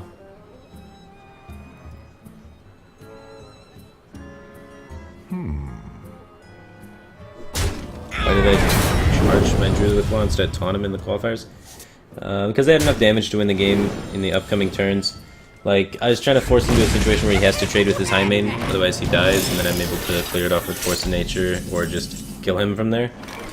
But unfortunately for me, his hand was kill command, quick shot, bow, and that is a lot of damage. So he was able to actually win that race when I anticipated that he would not have that many burn spells after using already 1 bow and 1 quick shot, and I would be able to win the damage race, come out on top in the game. Okay, we have to make patrons here. And hope that it works out in our favor. Because this could get ugly. A fight comes! Everyone, get in here! Do I want to use the second Innerage? Because I can use it next turn if I wanted.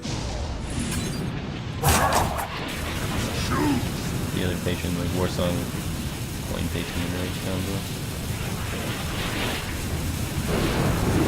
Everyone, Ah, get in alright. here!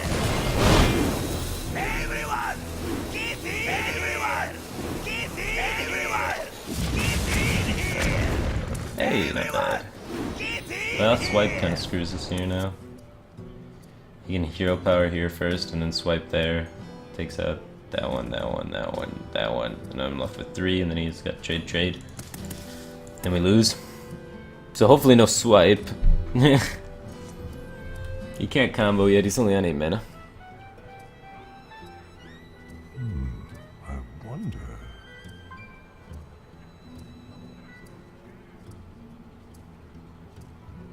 Wasn't I talking crap before the match? I don't think I've ever talked crap about my opponents. Especially not FieldPS, somebody I've actually know in person and hang out with. So no, wasn't me.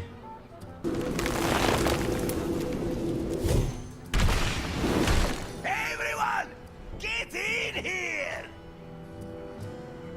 The only reason Summoning Portals has limitations wait is to for no prevent one. infinite brewmasters. For real. Everyone, Well, that was a bummer. in here! Everyone, get in here! Why did he kill his agent? That was weird. I guess he's got combo next turn. And we're just dead.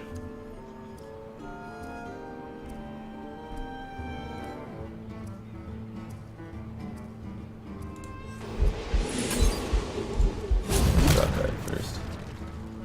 It's a pretty good card.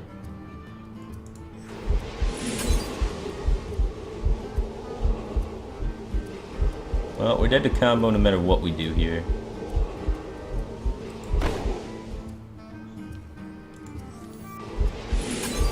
So let's just set up for future turns. Could have like done instead of execute War X, coin X, and then trade these in. Make 2 more patrons that way, but I think having the threat of the patron and having that to deal with that, and then having another patron combo follow-up's a little bit better. But no, yes. Rip. Yeah, no shield block. That's bad, man. Man, if we would have had like battle rage there, shield block, something like this, could have punished him leaving those up so hard.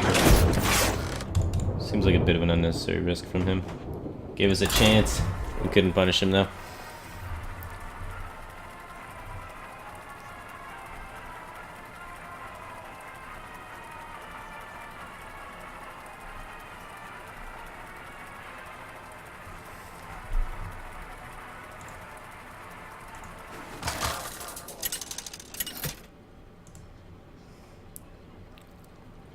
Garrosh versus Anduin. The light shall Priest bring isn't victory. usually that bad of a matchup. As long as you don't get Harrison Jones, as long as we find a weapon. Usually keep up with them pretty well most of the game. And our end game just hits too fast for them usually to kill us.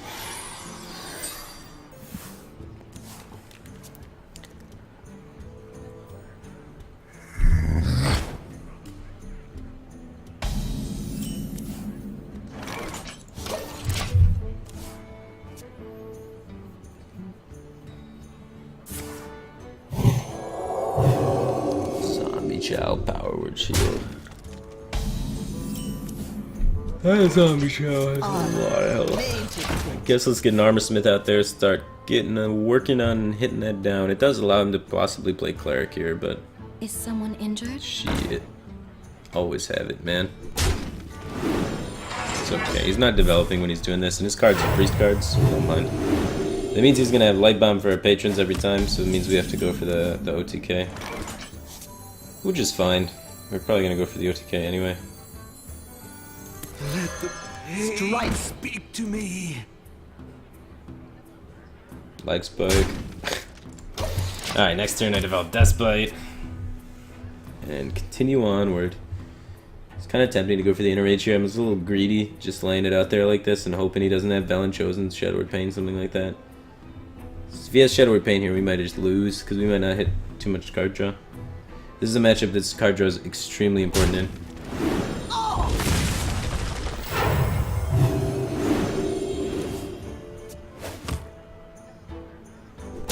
Always coin Despite here? I don't know. I think if you coin Despite, then there's less % chance that your Acolyte's gonna get 2 cards for free. So I don't like it. We can clear the whole board here now. Cycling Inner Ages. Since we're not gonna be making Patrons since we gave our opponent cards, it's fine just to cycle the Inner Ages. It's they're useless.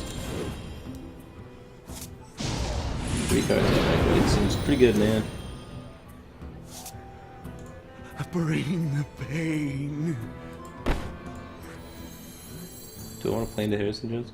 Honestly, I don't need to kill the Cleric. No much contested, fine. He's got enough cards for the rest of the game anyway. Pass me that arc light And we need to play this before turn 6, yeah? Bring the So pain. we have time. Mari's here. What's up? She was yelling at me at the house cup because apparently I always ignore her in my chat. The damned stand I ain't ready. seen her type or anything though.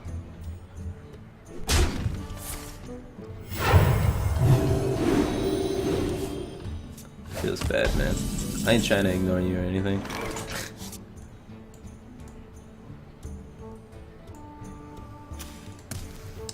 Alright. How do I want to trade here? We have slam trade. I want to get rid of this before Cabal can come down. So I'm gonna take this trade. 3, 6, 9.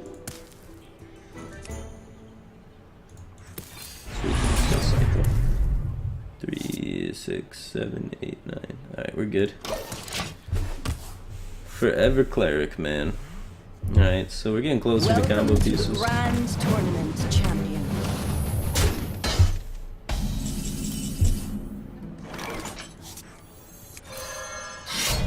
Six, 9. Still doing great. Activate battery now. Pretty good, man.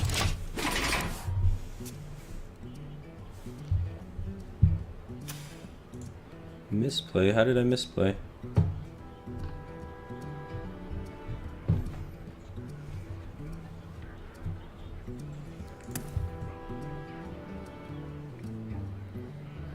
Missed lethal. Oh no. Can't believe I missed lethal. Twitch chat told me.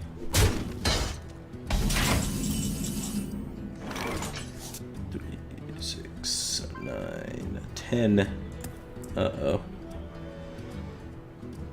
Well, we have to get a card out of our hand, yeah? Pass me that arc light spanner.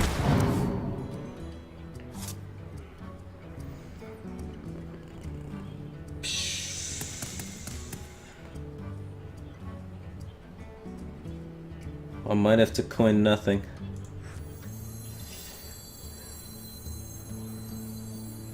Soon we'll be able to execute though, because he's gonna like cabal this and then we'll have an execute target, so that'll be good. 6, 9, good to go.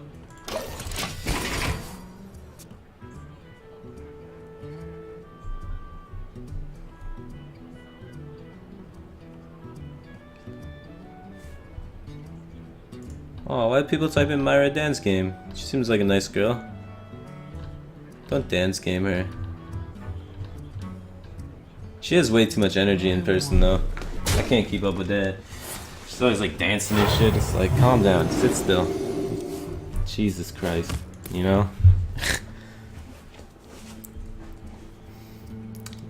But have you guys seen the gifs of her dancing with Trump? That was pretty cool. Trump's a good dancer. The And that was hot. stand ready. You would have played Emperor there? Why? I have no frothings. What am I Emperoring? Like, we have all the time in the world. I have above 30 health. He has no board. I don't want to Emperor these cards. I'm the control deck. He has to kill me. Respect me, bro. Let's cycle this for 1, yeah. I wonder. Oh, there's a frothing. Now we're getting closer. 3, 6, 9, 10. I don't want to swing with the Despite here. 1, because it's unnecessary. 2, because we're just feeding him cards off this Cleric, so that means he's probably going to have Harrison Jones. So after Harrison Jones, I want to be able to cook up the second Despite. Otherwise, it would allow me to like cycle more fluidly if I were to just use the Despite and then equip this one. Then I could have Battle Rage for 2 and yada yada. But it's like I want him to Harrison me so then I can get it out of my hand that way. So, if, like Harrison's annoying, let's play around him.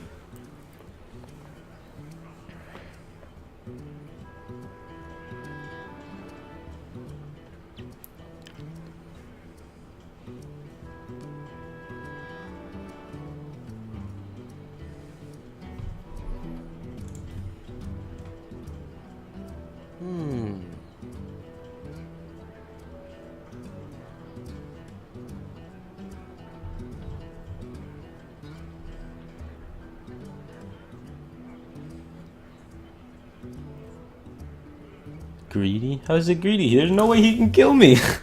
It's not greedy at all. He can't get above 30 health. I can get above 30 damage. You guys, I don't understand your greed. It's 4 damage in play. I'm at 30 bajillion health. He's killing off his own cleric now. You guys were like, Firebat, kill the cleric. He just fucking Volgined it so he could kill it now. Yeah. Alright. 3, 6, 9, 10. So he cabal's this, it gets kind of weird, huh? We don't need it though. And we have plenty of time, we don't have to execute anything or anything.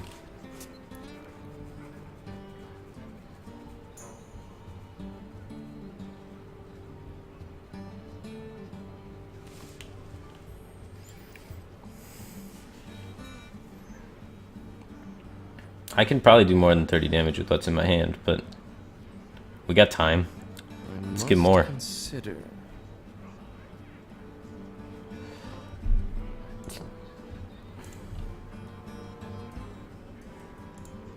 That belongs in a museum. Ah, now you can finally get this Despite out of her hand. Thank God. Been waiting for this all day. Jesus. This guy's the slowest Harrison Jones ever.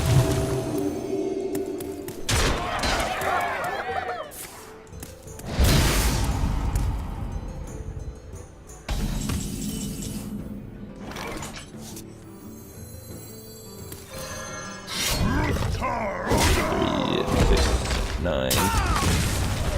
7 cards left. We have Slam, Unstable Ghoul, Patron, Frothing, Acolyte of Pain, Taskmaster, and we wait for Frothing.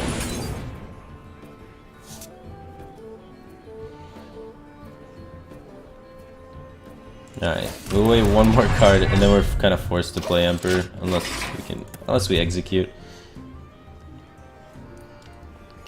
So we get double execute things now. I dream. Oop. And the Yeah, world this looks like a good board for double execute, so that means we can play Echo with them there. It's only kind of scary if he has like wild Pyromancer combos on it. Not quite what was planned. Yeah. We can do this now.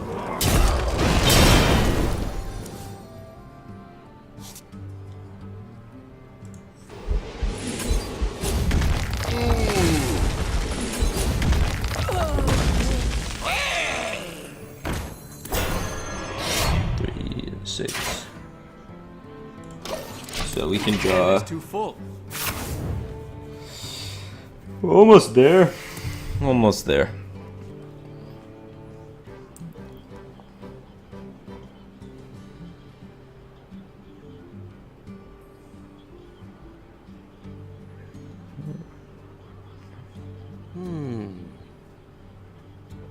Why play Ghoul? You cannot play Ghoul with Warsong, Frothing, Patron. That's 10 mana. So you can only play Whirlwinds with it. So you want to get Warsong, Patron, Frothing, Whirlwind. And for all those, you'll die from any health total with any amount of taunts. Unless they're Warrior. So I'm saying Priest will die from 30. so we will kill him here. I don't know what he's trying to accomplish here. He can't actually make us overdraw. So that's cute.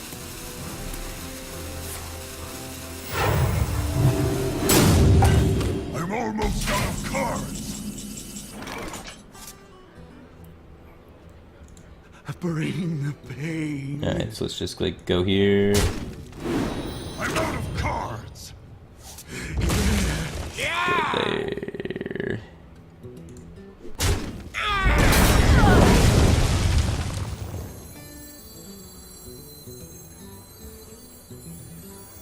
By the power of Ragnaros, I have the power! Beautiful. Alright, so now we have the full combo. And this is really what you're trying to aim for in control matchups. Against control warrior, against priest. Anything that doesn't kill you, you want to get this. This is what you want to build up to. And as you can see, Warsong, Frothing, Patron, 10 mana. And then you have the Whirlwinds behind it, which is going to generate a lot of damage. Yeah, just leave it there, but like, I'm trying to show you guys the combo that we build up to in control games, and that's how you're supposed to play control games. If they don't kill you, you can do this every time. So if you can get into a situation where there's trying to not die, and they're trying to just control the board, and you're like, alright, I'm not going to play my patrons, I'm just going to cycle my cards and do my thing, you can win every time. Every time, 100%, if they try and play like that against you. So I'm just trying to show you guys that this is Patron, this is a control deck, this is how you control the game. It's very important. You have to know the win conditions of your deck and how your deck works, and it helps you if you're playing against Patron too. So if you're like, God, I keep losing to Patron, well, this is something that they're going to be trying to do, and is very effective.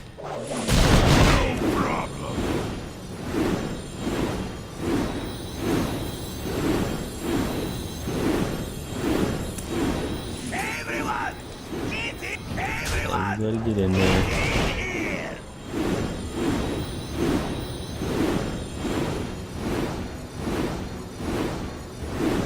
How would you hit past his taunts with this combo? Well, you're able to trade in patrons to get through the taunts. Especially if you have an inner age or something like this. Trading actually generates damage because you have 2 Frothings in play. Each Frothing gets +1 for every minion that takes damage. And when you trade, 2 minions take damage. So you actually gain 4 damage by trading. So trading into his taunts, you actually gain damage. So if he has, for example, a Sludge Belcher, you gain damage because the Whirlwinds hit it. And then you gain damage because the Belcher gets traded into by the Patron, which then causes 4 damage instead of 3 damage. So it's actually more damage if he has taunts in the way. So it's very good for you if they decide to taunt. Their best defense is taunting, and you gain damage if they taunt. And then you have more space on the board to generate more patrons because you're able to trade patrons in. So taunting's very good for you. Them taunting, not you taunting, of course.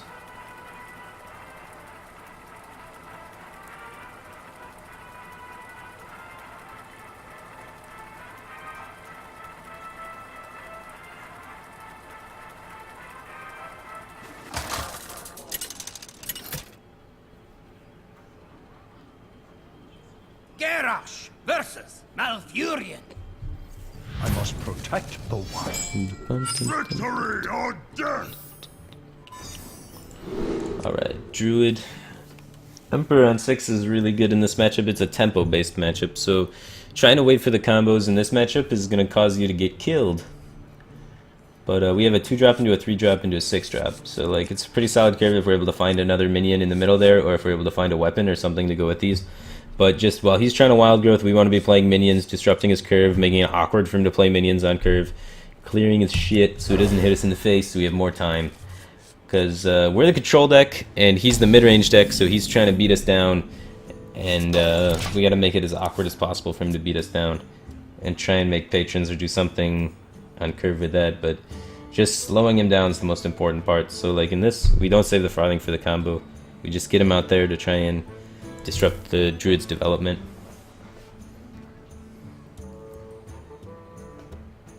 So like Patron Warrior plays completely different based on the matchup, right? Whereas against Priest, we don't really do this, and then against Druid or any of the faster decks, we have to be aggressively developing. So Unstable will contest that alright. Unfortunately, he gets the effect off of it first, but... Wooloo323 just subscribed. Thanks for subscribing, dude. Welcome to the Batcave team thing. I appreciate your support, man. Where shall I strike? Innervate. That's logical and balanced. Alright, we have a Despite, so we can deal with this with the Slam while setting up the Despite, or we can develop the Frothing. Developing the Frothing seems really weak, it's just gonna get Wrathed off. So, yeah, I think we just slam this to get rid of his Wild Growth and then trade him here to set this up to die to the Despite. Job done. So get rid of his Wild Growth, and we have a way to trade with his Bear. Hopefully no Shade, or another Innervate. Just don't do anything Druid. Hero Power Pass. Hero Power Pass? Sometimes lucky?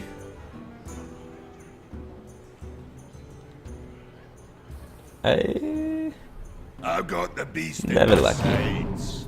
Not even a little lucky. Alright, we don't have to worry about our Frothing size though. That's kind of important. So we can make big ass Frothings and potentially he won't have damage to it. Forced to swing here though. Dropping down to 22 is pretty scary. It's only turn 4. So... Oh my god, the curve on this guy. Shit. There's a card though.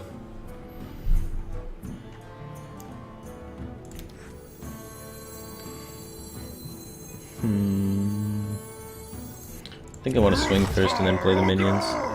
There's some advantage to Battle Ragings right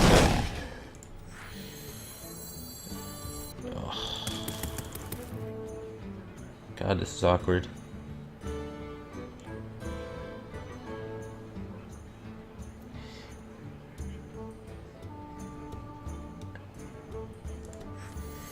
Alright, let's just Battle Rage for 2 and try and set up for Emperor. We're wasting a Whirlwind effect, right? This is like super crucial for our Patron development and our Frothing combos and yada yada. But next turn we slam Emperor and Prey. We have 2 Frothings in our hand. We can probably find some Whirlwinds and another combo piece, but we're so low health because he had the coin as Sprint Wild Growth into Innervate into Perfect Curve behind it, which involved 2 Shredders. We're getting Druided. These executes would have been delicious earlier. Would have helped us a lot against the Innervate, but now really bad. we don't have activators for it. We're down the Whirlwinds. Oh man. Oh, it was a weak turn here though. This could give us the opportunity we need to come back. It looks like it might just be a Hero Power Pass turn from him, which we're still probably a little behind.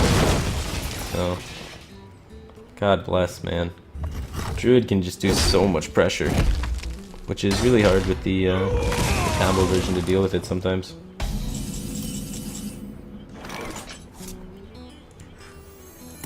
Alright, we want to find cards to play.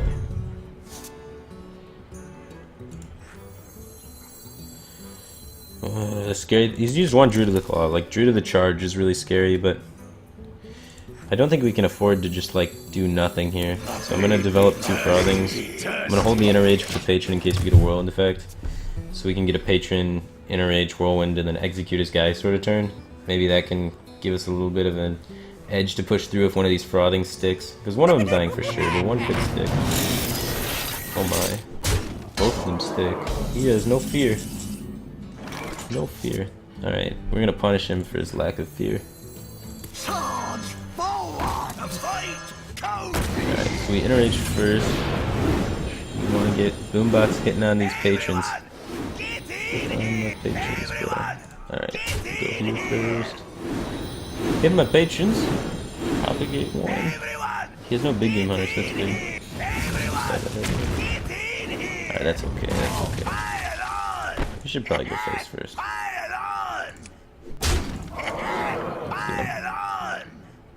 Oh, game froze. Oh, there it goes. Back in it. Make a Patron. Make an extra one, and you just need 1 extra.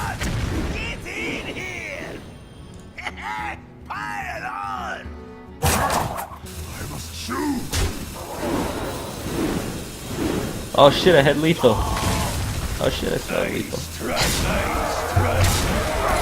Oh man, why did he not trade? That seems ridiculously aggressive.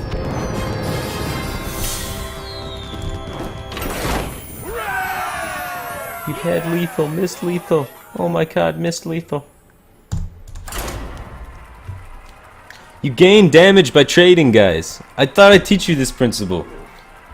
I told you this last game. You gain damage with 2 frothings. See, I was just trying to see who's paying attention. Obviously, none of you guys were paying attention. Garrosh versus Rexar. This is important. Very important. Victory or death! If you don't like account for this, you're gonna miss a lot of lethals because a lot of times that extra damage counts, man. It takes a little bit to get used to, so.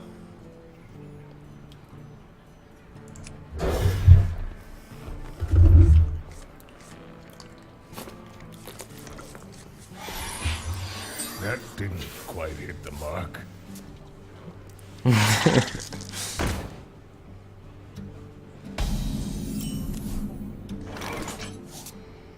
You lose 3 to gain 4. There's 2 frothings, man. You gain 4.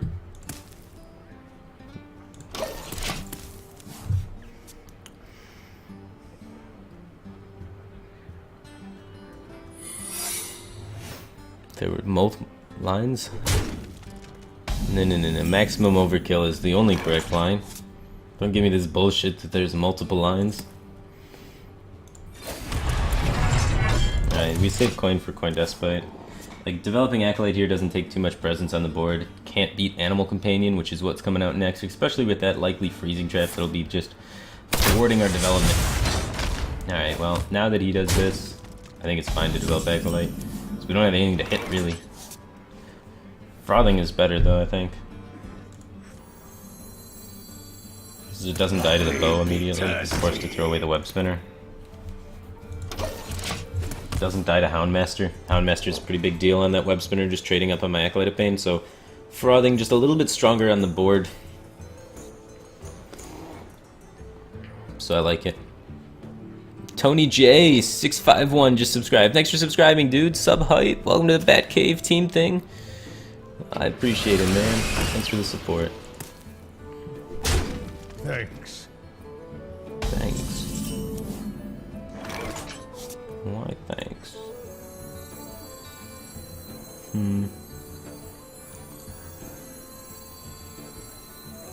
I guess I swing at the shredder.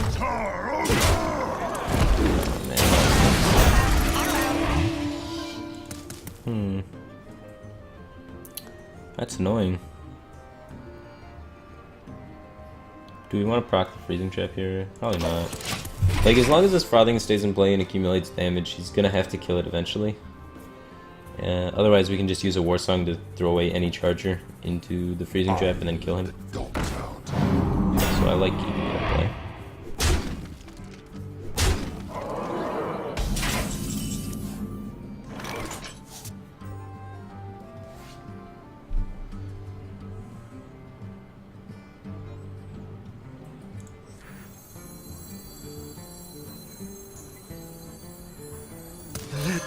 Pain speak to me. So, swing first. Pretty low.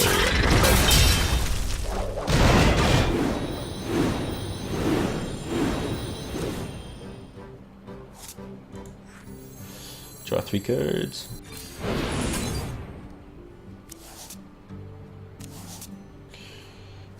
Alright, we have Emperor win. So, our frothing is going to do a ridiculous amount of damage. Do I want to just clear his board fully for my Emperor next turn? Like, it seems really gross, but I think it's fine, actually.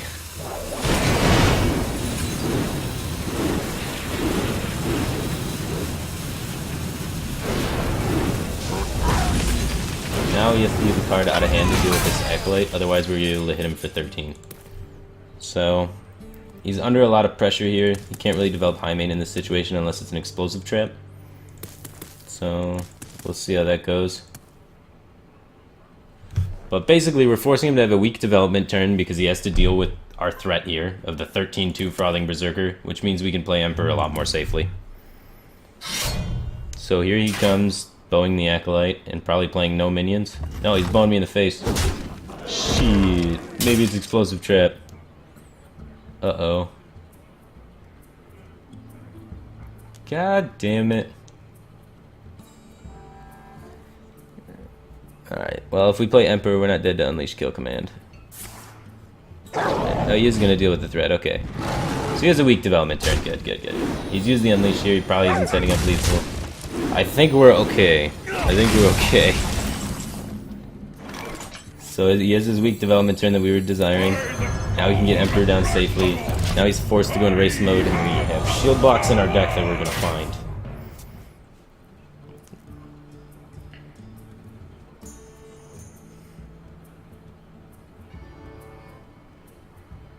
We don't want to prop the freezing here and give him another bow charge, because that just gives him more damage, because then they can bow us in the face twice. And that's scary, because we don't have any shield blocks yet. Shield blocks are on the way, they're just not here quite yet. Alright, here comes Hi Mom.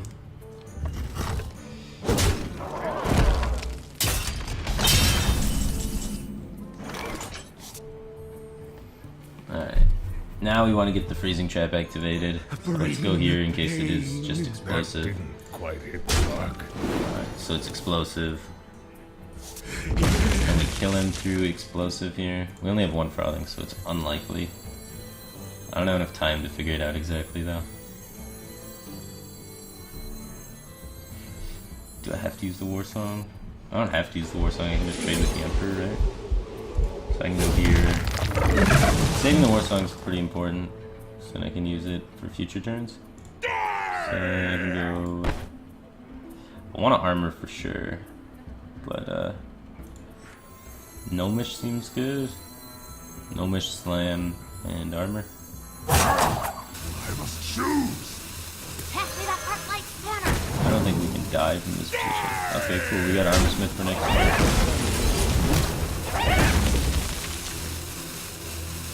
It's unlikely we die, but it's possible. It's gonna need some sort of sick double kill command turn.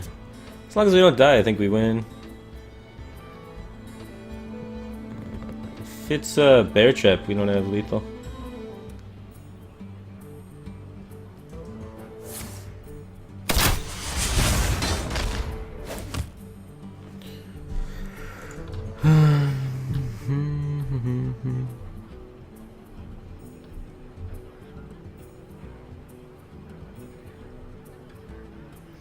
That didn't quite hit the mark.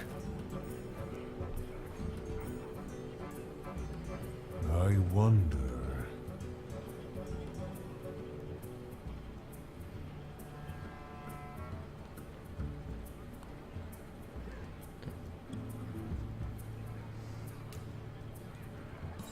Put this apple on your head. Okay. Charge forward! The blade be thirsty. Speak to me. Made to fit. That is a lot of stuff. Bring the I'm pain. gonna go here for misdirection. Alright, Bear. See, we didn't have lethal. Alright, Whirlwind first so the ghoul gets hit by it.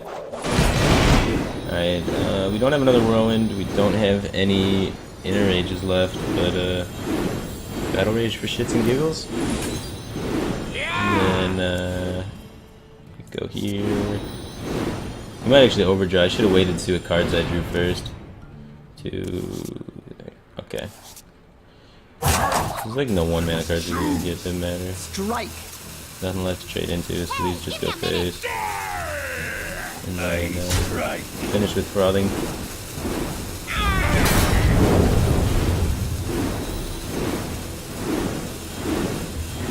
It's Bear Trap. Yeah, we played around it. We did it. Good job, team. Head lethal with that. I think I had lethal with Frothing.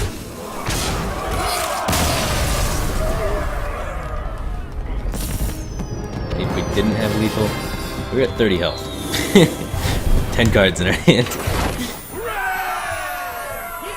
So I think we were in a good spot either way. You know?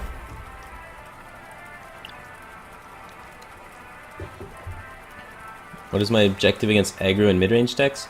Aggro generally has a huge problem with just mass amounts of patrons on the board. So if you can ever like create patrons into situations where they don't have too many 3-power minions to just peg them off instantly, then they're going to have to sink too much damage into your patrons individually that you're going to be able to pull ahead. Like for example, if he has to kill command a patron, then he's spending 5 damage to kill a 3 health minion that is only like half of a minion, because patron generally, it's not just there by itself, it's always there with at least one other patron. So he's spending 3 mana, so a lot of tempo and 5 damage to kill 1 3 health minion, which if you can force them in situations where they feel that they have to do that, then you win. Or if you can set up Emperor in a situation where they can't really kill it too efficiently, then they're forced to race you, and then you have shield blocks and armor smiths, which make it so they can't win the race. Because when those things start getting Emperor effect, it gets ridiculous. So he mulliganed all of his cards, so I'm not going to keep the slam here. If he kept like a bunch of cards, I would be afraid of Knife Juggler early, because Coin Knife Juggler can be a huge problem for this deck, so keeping a slam can be really good to deal with it. But obviously you prefer other things like Unstable Ghoul, Fiery War Axe, things like this would better deal with it rather than slam. And he doesn't even have a very high chance of having it since he mulliganed all of his cards. So just watching his mulliganing to know how likely things are. I wish we would have kept it. Our hand's really slow.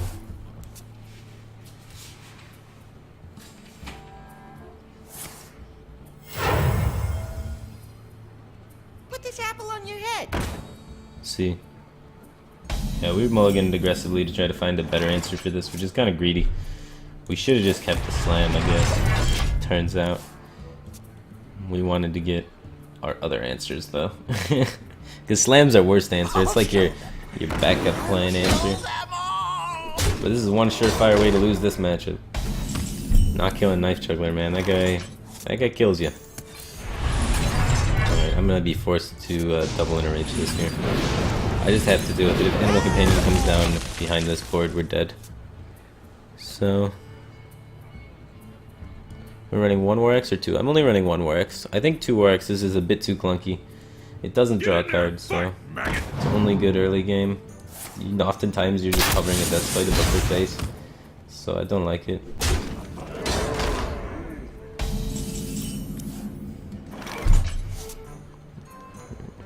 I guess setting up the Deathbites to play. It looks like Face Hunter, judging by the Mad Scientist. Setting up the Deathbite seems pretty good, because we can get one of these Battle Rages out of our hand likely next turn. Which would be sick. We just need to draw any minion. Double Trap. Alright. A lot of people play Bear Traps in Face Hunter, so kind of scared about swinging Face. I'll get Slam Execute the Bear. But at the same time, it's only 2 damage on board, so I think I can hold here.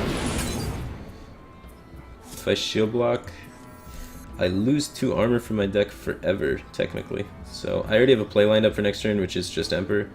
So I'm gonna armor up here, so I can get the Emperor out next turn. So I don't really need the cycle now, so I'm gonna value using the Hidden Crown. Oh my.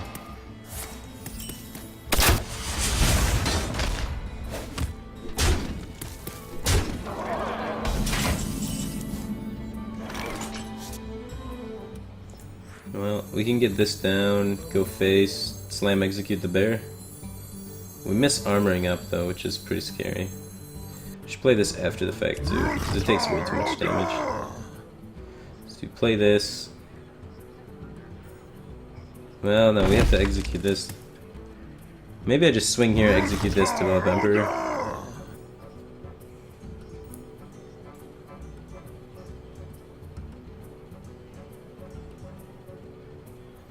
Deal with the bear and the explosive a little bit later. Oh, it's snakes. Maybe he's not Face Hunter. Or maybe it's, well, he's Face Hunter. He's got an Arcane Gold. I guess it's just Face Hunter with snakes. I was worried about Bear Trap. So So he's gonna go face here instead of killing our Emperor, and then we're gonna use the shield block to get out of range, and hopefully find an armor smith, and then use all of the cards that get Emperor reduced to hopefully gain a shit ton of armor and get outside of range.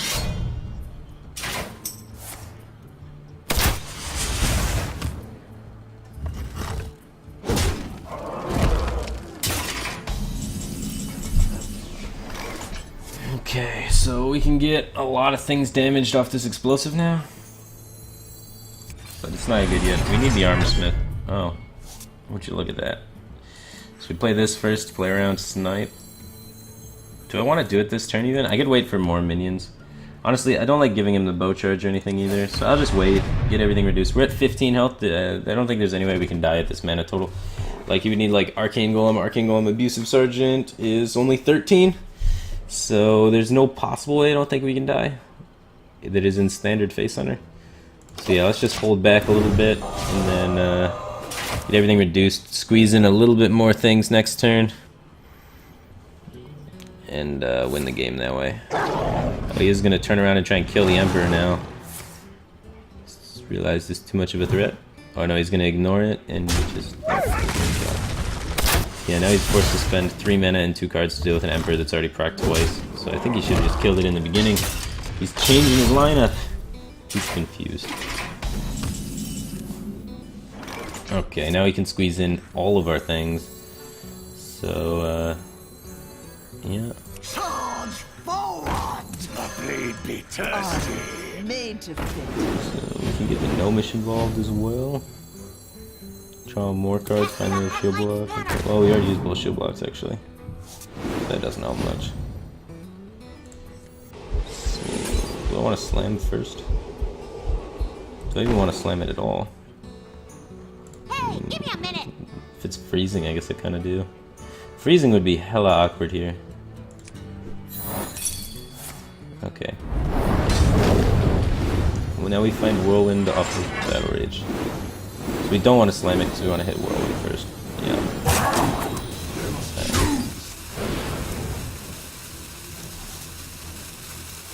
There's Whirlwind. So Whirlwind. Strike! Should have enough life to finish the game. Hopefully. He has to have another Unleash the Hounds to be able to efficiently clear here, otherwise we're ahead by a lot. Put this apple on your head. Oh shit. Oh shit. Should have slammed the gnome. I was thinking about it, I ended up not doing it. But we have slammed for the Juggler now. Yeah, look at these juggles. Those are on point, man. Alright, well, he missed the important one. Patron. He's out of unleashes. Where's my Patron?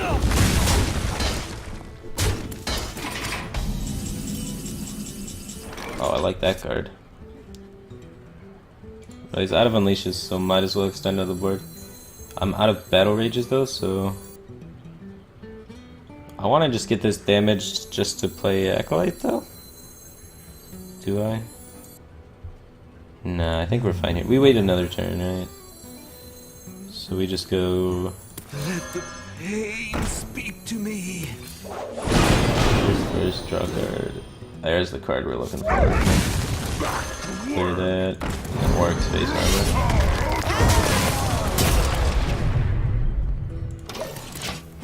3, 6, 7, 8, 9. We could trade this in for 10. We have no Whirlwinds left, no Inner Ages left. Oh my god. Oh, Leroy helps us. Plus he has 5 damage behind this. Quick shot. Does he have it? Oh my god. No way. Really? Need exactly those cards. Yeah, our start was too slow. We mulliganed the slam, the juggler got in too much chip damage. Feels bad, man. Should've just not been greedy, kept the slam. Slam's so weak against the mid-range hunters, though. But against Face Hunter, just having that slam there wins you the game.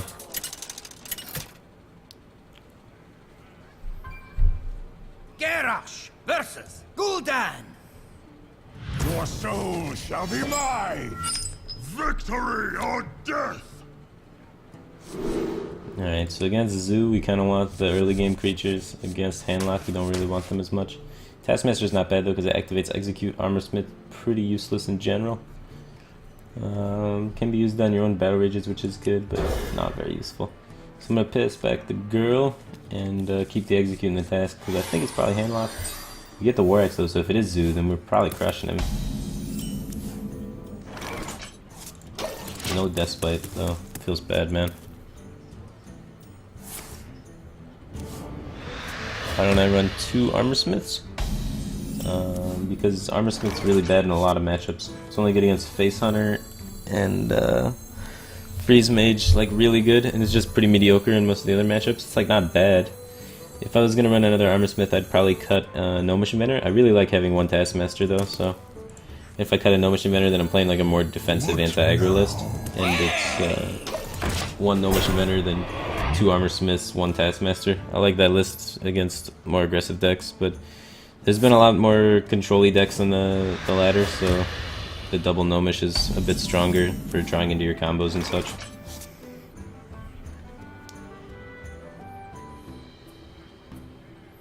Do I want to coin a Gnomish out?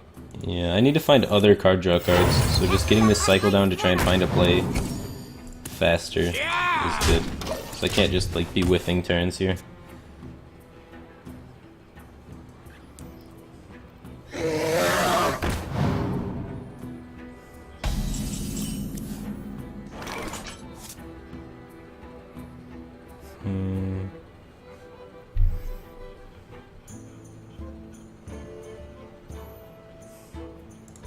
Well, we want to take this guy down without having to use the Execute, so how do we do that? This is 2, this is 3, 6, and it would have 1, and we can just ping it off with a Whirlwind or a Cool Taskmaster. So if I was going to Whirlwind anyway, no, it doesn't work. You could go 4, 5, 6, 7, 8.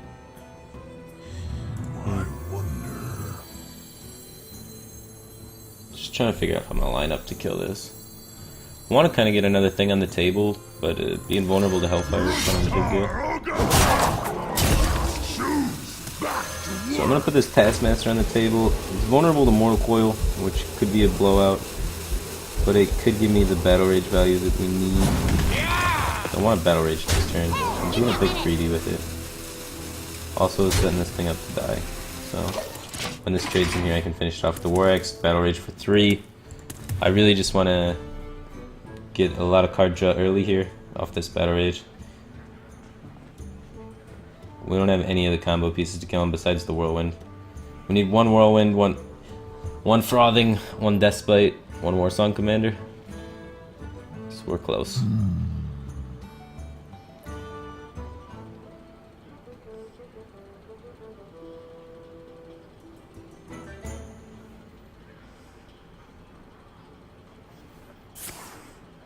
He goes with the Hellfire here.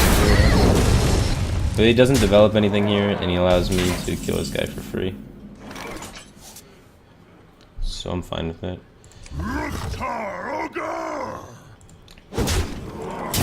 he has no Hellfire for possible Patron extensions too. But it's a smart play by him denying my Battle Rage that I was trying to set up. Let's see if he has a threat here. We don't have a weapon, which is unfortunate, so we could develop like Thorson, for example, and we'd be kind of forced to execute it. Lucky for us, it's simply a giant. Massive execute value. Alright.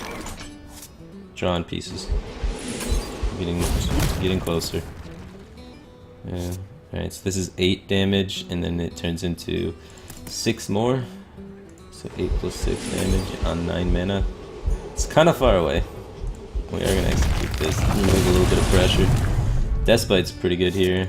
So we can have that combo 1 turn earlier. So on turn 8, we could do 8 damage with the Patron, and then the Whirlwind effect causes 6 more damage, so that's 14, and then the swing makes it 18. So we can set up to deal 18 damage.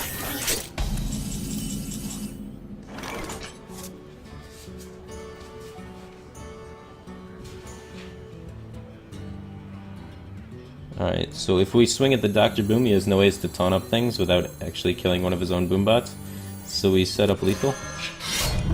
By swinging here sets up lethal around Sun Fury Protector, but not around Defender of Argus.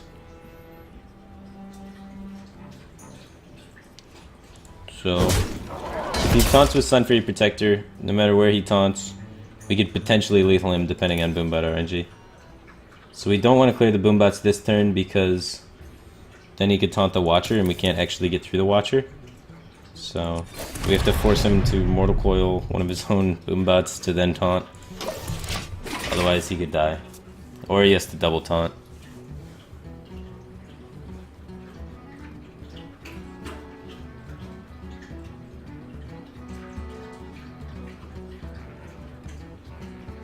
So let's see how he taunts here. Taps down to 15. Now one of our patrons can die. But we can't lose 2 patrons to Boombots. Oh man. Alright, we can make it through this taunt while maintaining our damage, so we should have lethal, yeah. Still depends on Boombot stuff.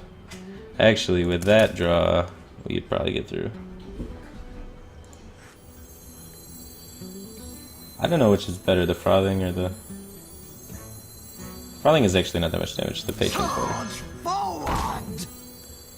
Will Alright, Boombot RNG time. get in here! Everyone! We missed the... Everyone! Get in here! Everyone! Everyone! Get in here! Everyone! Oh, we lost the big one. Everyone! Get in here! We only have 12. Get in here! Shit. Fire on! Everyone! Get in here! Everyone! Get in here! Fire on! Well.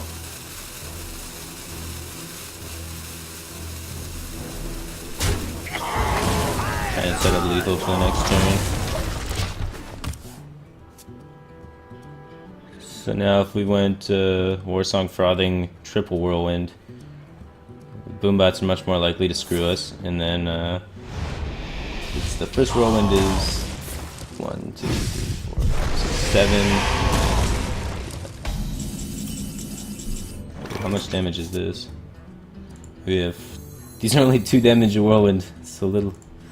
Alright, we can do this. Alright. How much damage is this? This is 21 A fight! Go! plus 2. Everyone! Get in here! Get the 2 in there. Oh, and let's not lose the 5 this time. Get in here! That was important. Everyone! Everyone! Get in here! Get in here! Everyone! Get in here! Everyone! Get in here! Everyone! Oh, we should have missed the 2 damage, then everybody could have been in there. Everyone! Everyone! Now we get to leave somebody out.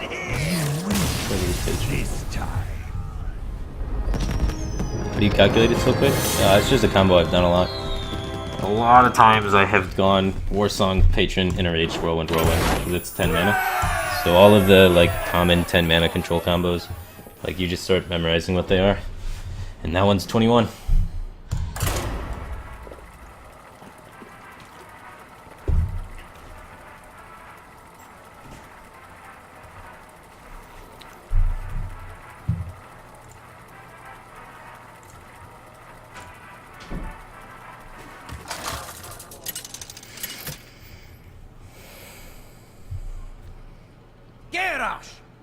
That Lock should have killed the Warsong instead. I don't know. He's got the threat of the Patron there, which is really scary because I can activate my Battle Rages better when I replicate it. So he's pretty afraid of that. And He used the Hellfire earlier to deny my earlier Battle Rage value, so he knows I have Battle Rage because he made that read by showing with the Hellfire. So he wants to deny my Battle Rage value off the patrons, and then he also is down the Hellfire to clear the patrons. So I think he was put in a position where he had to actually kill the patrons based on the reads he was making. Which was correct, I just happened to have the Frothing as well. I drew into that. So I think he played fine. Inner Rage doesn't seem strong enough to keep. He mulliganed most of his cards, so Acolyte Pain's safe even though it's slow.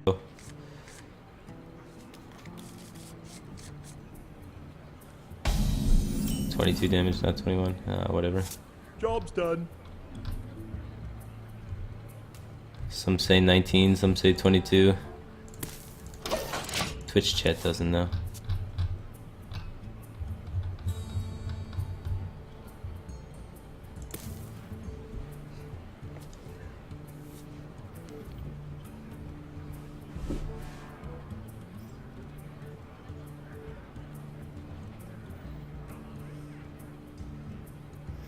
I wonder. No, I subbed out Harrison for Gnomish Inventor. I like Gnomish Inventor on ladder a little bit better than Harrison Jones since there's just less weapon classes than in tournaments. In tournaments is like super high that you're gonna play against a weapon class, so I like it in tournaments better.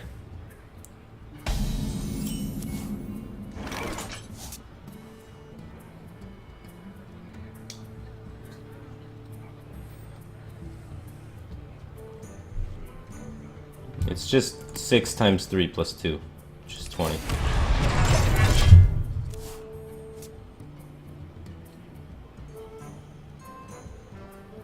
Because you fill the whole board.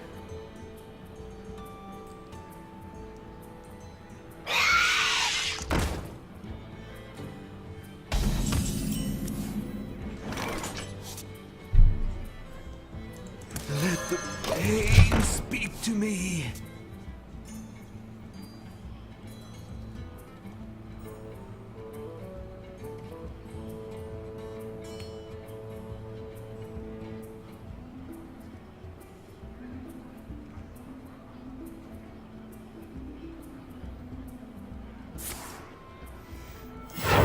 What do you got? Shredder? Or is he true silvering this? Shredder. We get the double draw. Feels good, man. Alright. This is a deck that is pretty mid-rangey. So I really want to stop his development, slow him down from hitting me in the face. So I am going to develop Defrauding instead of saving it for the OTK here.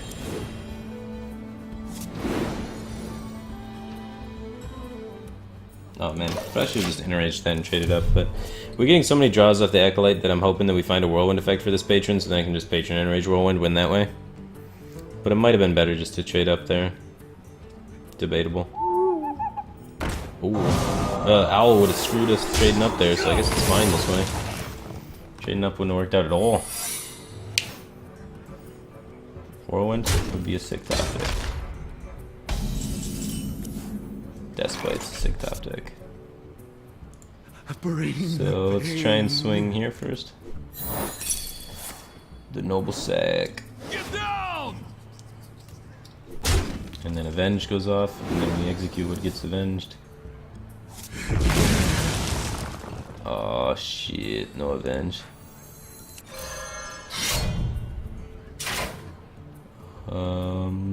Does that mean that this is the +1/+1 secret, huh?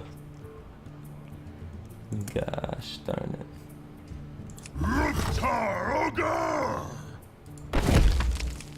So, do I want to just execute this? I want to go off with patrons next turn, so executing this isn't that bad for me. Let's just set that up. My new recipe.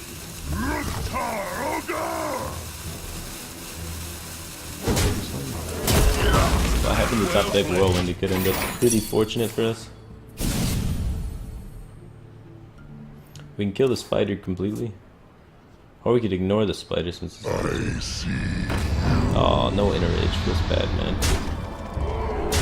Okay, so we will just develop the Emperor here. It's one of the best things to do in this situation. Pretty fortunate we have it. Now we can make patrons while gaining armor, so it's like not even a big deal.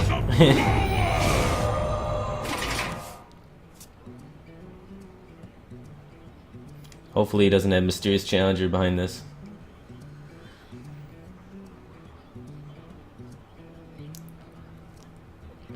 Who am I? Oh my god, Lothar with a Mysterious Challenger. Best possible draw from this guy. What a champion.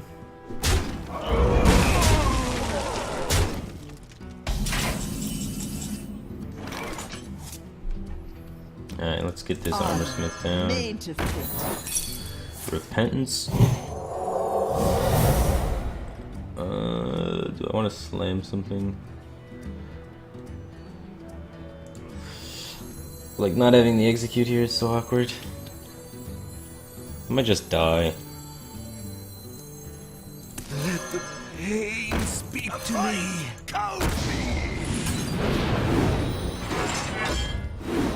Everyone, get in here!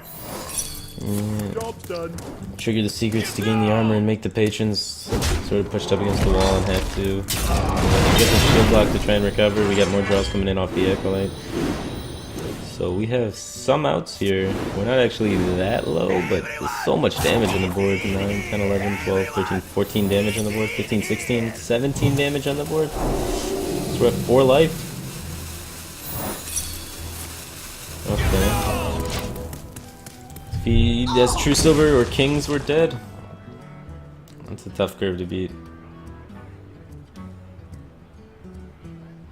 Wait, did I count that right? He only got 16. I counted it one too many.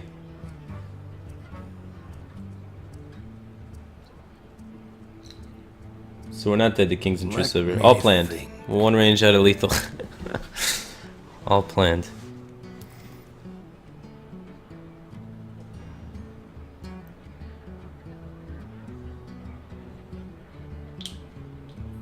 Whoa, he's trading. If he's trading, that means we're usually in the winning position. Unless he plays Dr. Boom now. And if his curve is Lothar, Mysterious Challenger, Dr. Boom, then fuck my life, man. Even the 9 attack minion is trading. The amount of respect he has. Ah, Jesus Christ. Alright.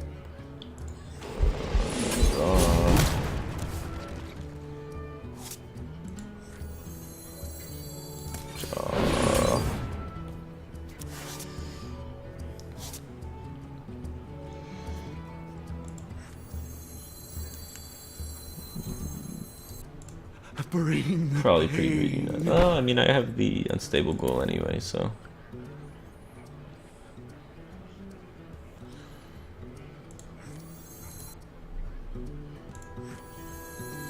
Alright, we'll be good. I cannot do that.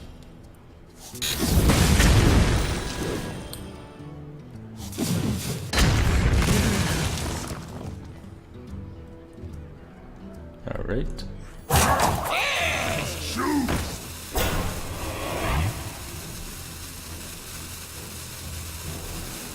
Double goal seems reasonable. Now, as long as it doesn't have like Tyrion.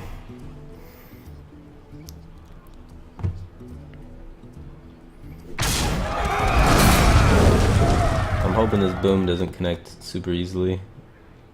So that's just having 7 extra life is really good.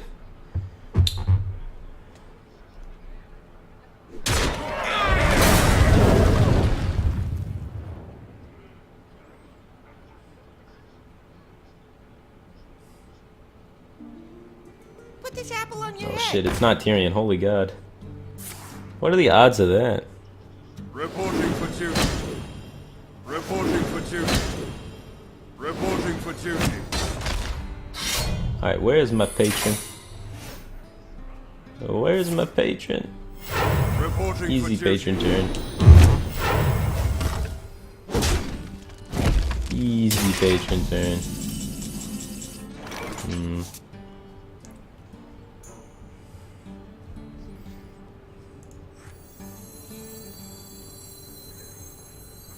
Charge forward! The blade be thirsty. Cycle card draw, cycle draw.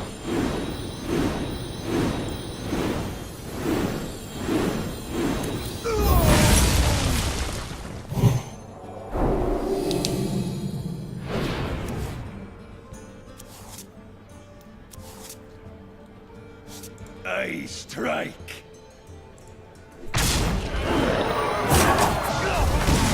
Second inner range. Gotta do it. Gotta do it. Could stick. As long as he doesn't draw Tyrion anytime soon, we got him.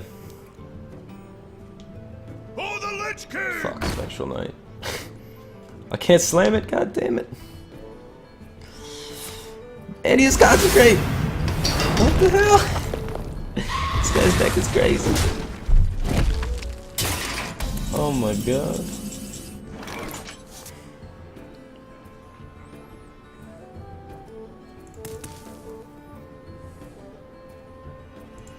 Alright, cycle this first.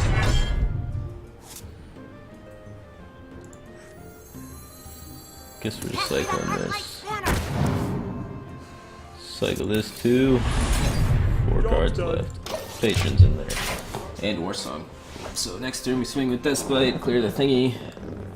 Hopefully he doesn't top deck Tyrion in the next like 3 cards. And we're good. He's got 12 in there. Don't draw Tyrion. Crucifer's bad for us too. Why does he not swing? What? Misplays. Alright, let's draw both of our remaining cards. So we go here first. I'm almost out of cards. Oh shit, we didn't need to do that because we could have just developed with a no mission. That was a misplay. I will hurt. Whatever. We don't have the no mission play, I guess.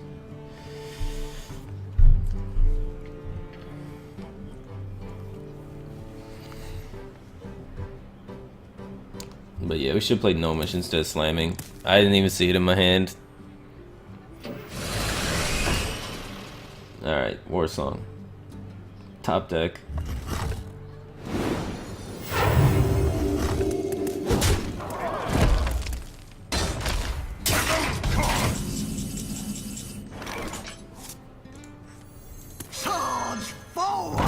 We Taskmaster this first. We go face this. That's a lot of damage. Fuck that. And then we can trade here to try and make more patrons. God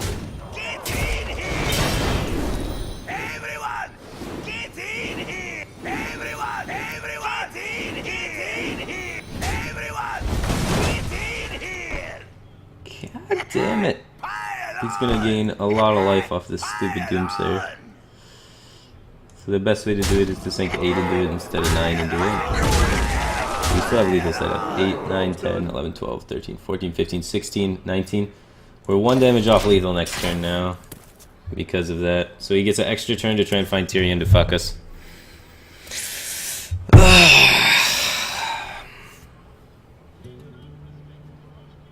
We may lose because of this.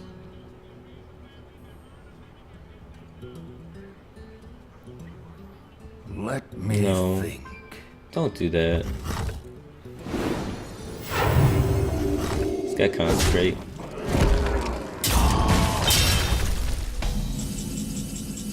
The fuck?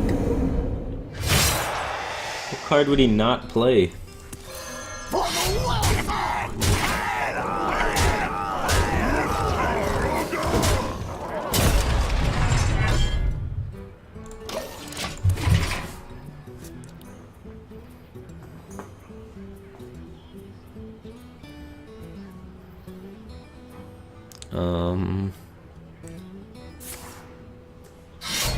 Reporting for duty.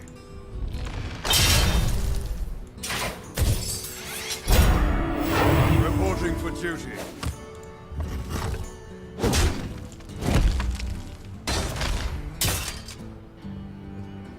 Ah, he had Coghammer.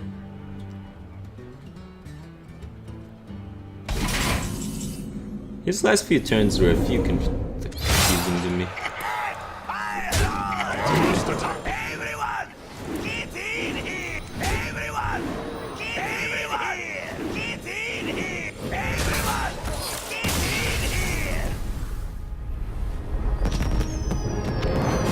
did it. We beat his curve of Piloted Shredder on 4, Lothab on 5, Mysterious Challenger on 6, into Boom on 7. And our hand was shit.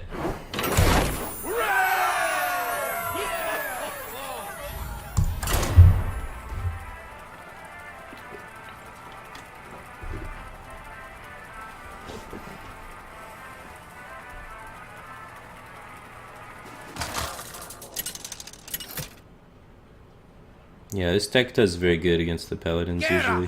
versus Uther. Oh yeah, Muster was turn 3, so it's turn 3 Muster, into turn 4 Shredder, into turn 5 Lothab, into turn 6 Mysterious Challenger, into turn 7 Boom. If he had Tyrion, we were fucked though. So, alright, because we didn't have like the nuts, so Tyrion would have been a bummer. This isn't even like the worst keep, because like if we happen to get something that keeps up early, and then we can get Empered on the Warsong Patron, we win. So, kind of keeping a greedy hand here. Do some OP shit. Oh, he went coin piloted into Muster. I'll never tell. Yeah, the guy's hand was nuts.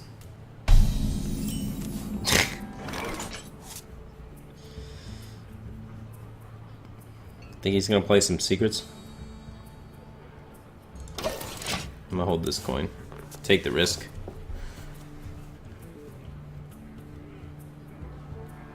I'll never tell. Fuck. Well met. Punished for my greed.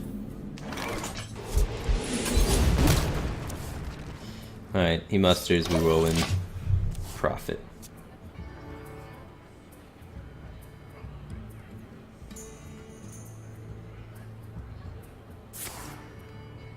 Shit. Oh man, we are wrecked. There's no way. There's no way. Oh my god. Never lucky.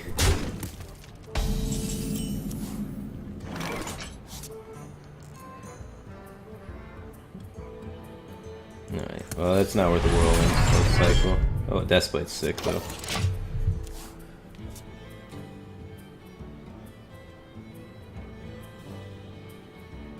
He's about to drop like every secret though. Oh Jesus.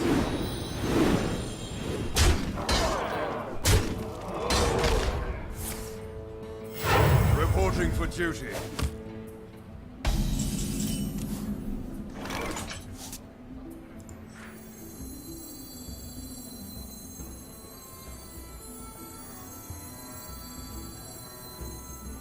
Well, things get worse if I swing with the Deathblade, yeah.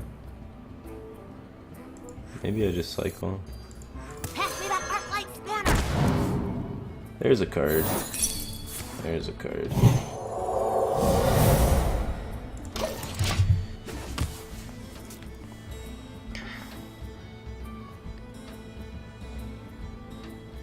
So how do we win Put this? this apple on your head. Reporting for duty. Reporting for duty. Do we Reporting for die if we duty. coin Emperor now? Holy shit, this is a lot of damage. 4, 8, 9, 10, 11, 12, 13, 14, 15, 16. God damn it, man. Yeah, so now if we try and coin Emperor, we will die.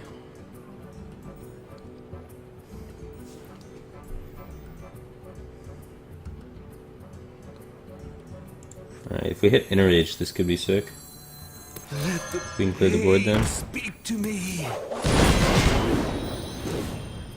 Cool. Oh, I forgot about that. Oh, good, landed on the perfect one. God, we yeah, we hit the other one.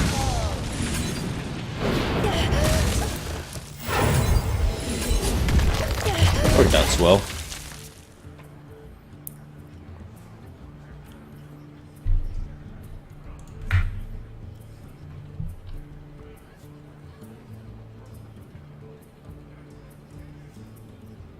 Who am I?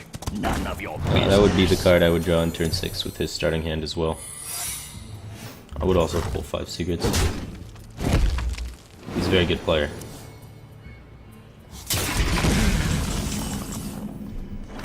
Alright, we have to Emperor. Hope we're not dead.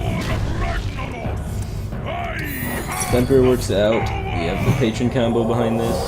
Although he only needs 2 damage to kill us. And, alright, he needs 1 damage to kill us. And his draw so far has been pretty disgusting, so I'm gonna have to assume we're dead. Running 2 Repentance, man.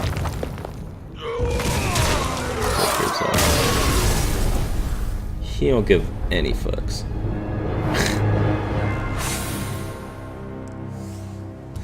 I mean, I didn't really have any other play. Like, shield block die in a future turn doesn't sound like a good play. So I think there we had the opportunity to not lose by taking a risk. Whereas if we just shield block and try and armor out of it, hits us in the face for 7, and then we have to take the risk again. We have to take the risk next turn where it's more likely for him to have it. Because we weren't just magically gaining an answer to that.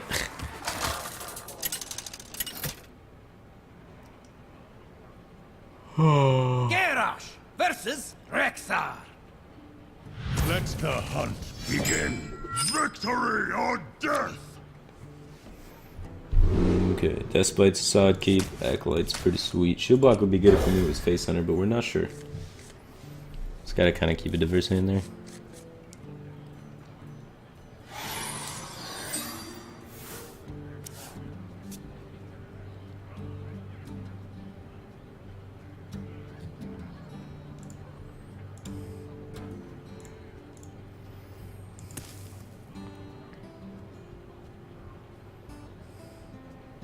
Greetings, traveler.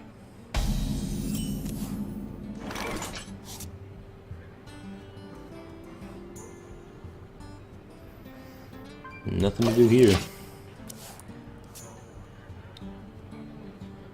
I'll show them.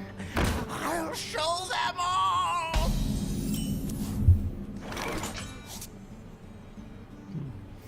I need to save the coin for Deathbite for Animal Companion, so can't do it in the Acolyte. Crypt boys are here. What's up, Crypt people? Doing an educational stream, guys, so it might be different than Arena.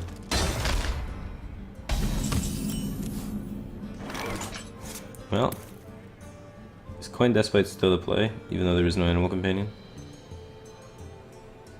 It does help just develop, like, get rid of things quicker. Same time, I think Gnomish is fine. Nothing contested very well. The development of it seems good.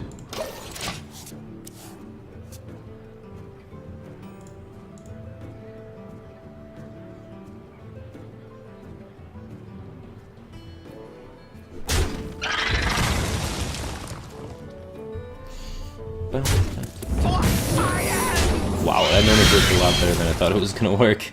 He just traded the whole thing into it, man. That's questionable on his part for sure. I think I can develop the Deathblade here pretty safely. Set up to deal with his 5 drops. Crack the explosive if it is explosive. Learn about his deck a little bit. Seems good, man. It's gonna play like Lotheb now, and then we swing at that. There's not really too many other 5 drops in the mid-range hunter deck. Hopefully not Stranglethorn Tiger, because we actually can't deal with that.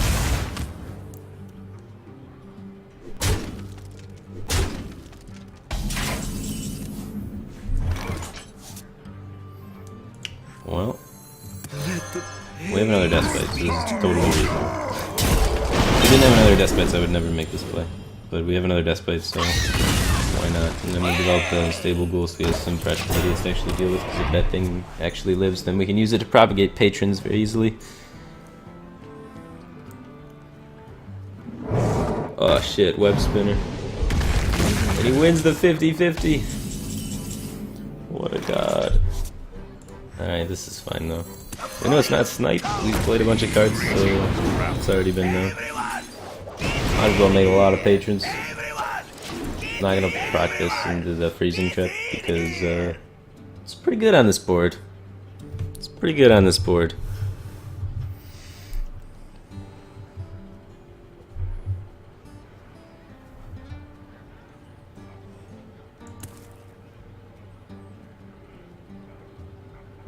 Why do you say develop? I don't know, because playing a minion is developing a card. It's putting it into play. Putting it onto the board. I don't know. I mean, it's playing a card. Why you gotta be so picky about how I say playing a card?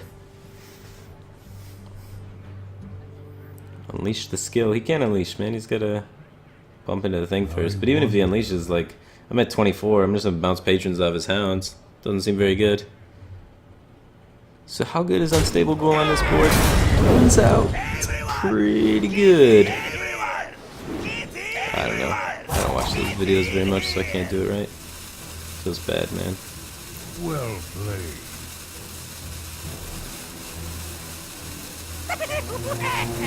Dr. Boom.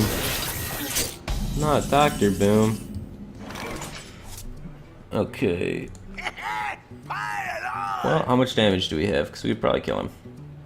3, 6, 9, 12, 15, 18, 19, 20, 21, 22, 23, 24. Only problem is we are losing damage because of this freezing trap. But it's close enough, I think.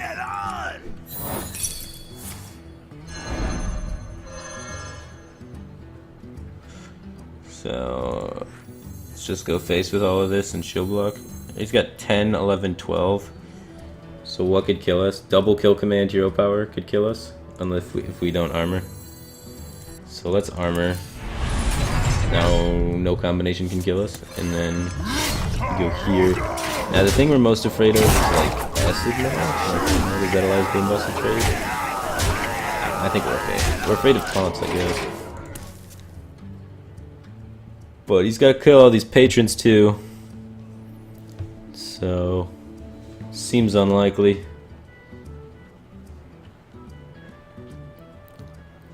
One damage off lethal, man. Well Always one damage off lethal. Feels bad, man.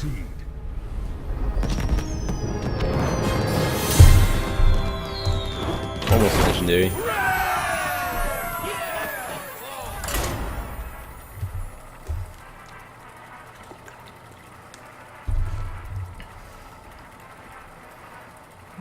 Slam face. Dude, you can't slam face. You can only bash face. It's a different kind of slamming. How do you determine your starting hand and what to mulligan? You determine what it is by looking at it. The mulliganing depends on the matchup.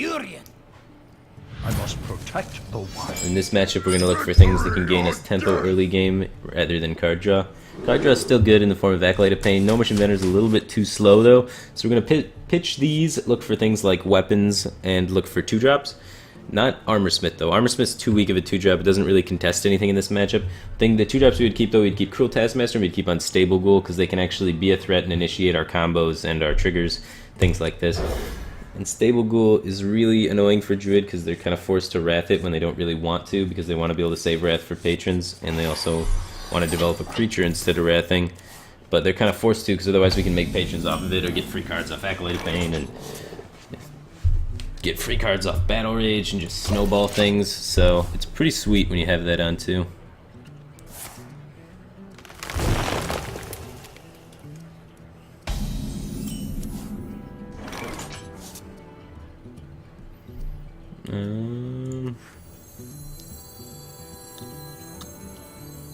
I guess we're just gonna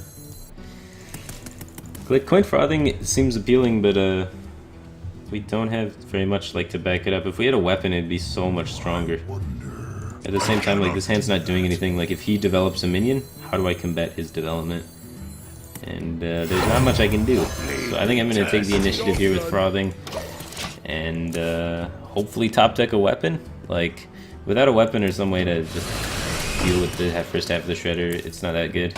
Or I was hoping maybe he'd feel threatened enough that he'd think he has to deal with it immediately.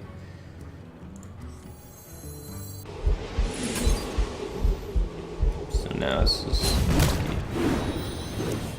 Oh, one card off. It's okay, we can whirlwind down the first half. Value trade. Nope, no value trade. I was hoping to 2-3 there. Never lucky. Now I might as well go face because he's going to make the trade for me. He doesn't want to Wrath that. Yeah, when you have the convenient trade on forward, he wants to play the 5-drop. Where shall I strike? Feels bad, man. We're down a whirlwind now. We took a risk on the 50-50 there to see if the 2-3 would come out. 2-3 did not come out. If the 2-3 comes out there, he can't develop a 5-drop because he's forced to hero power or wrath, and then we can win. There's little coin flips like this all throughout the game. We're gonna set up to kill this with the second hand for War Eggs. We just need to get control of the board, control the board.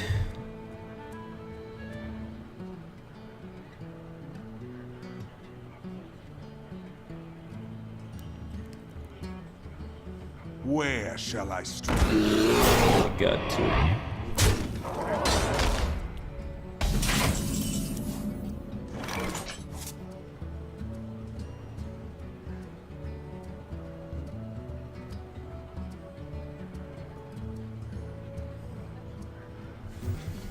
Alright, well I want to set up this to be able to die to the Deathbite on the next turn, and I want to cycle off of this, so it works out.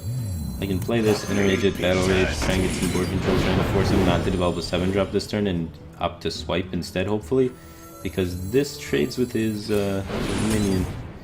So I want to try and force him to swipe or Wrath. He's used 2 5-drops right now, both of these are 5-drops, so it's unlikely that he has another 5-drop in his hand, which makes Wrath kind of awkward because Wrath costs 2, leaving him with 5 mana, and he's used 2 5-drops and a 4-drop already, so hopefully he doesn't have one of those to go with the Wrath. So if he gets to Wrath, it takes up his whole turns, and he's in an awkward spot, and we can try and punish that awkwardness that we're trying to develop here. I'm gonna keep saying develop it because you guys hate it. Shit, man, he plays Blackwing Corruptor, what is this? We're getting wrecked by Dragon Druid. I didn't play around that at all. Dragon Druid OP. Fuck, man. We're dead now.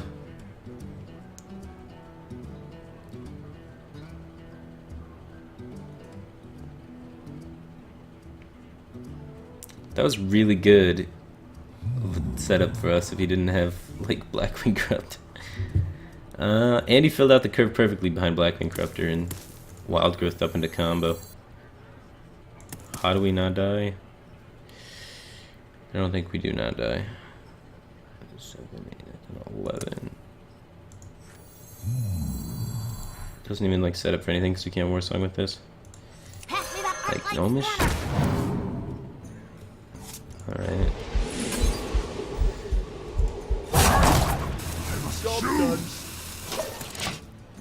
Deathbite shield block next turn. That's why we slammed this turn, because we have this shield block so it fits the curve better. Instead of just armoring this turn, so we get a net gain of 3 more armor.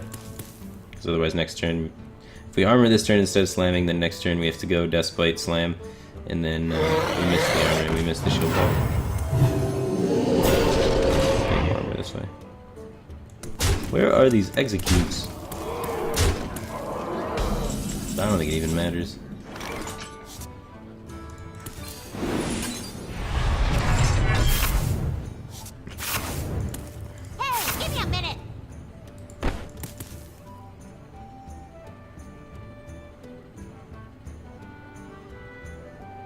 Nope, we're dead.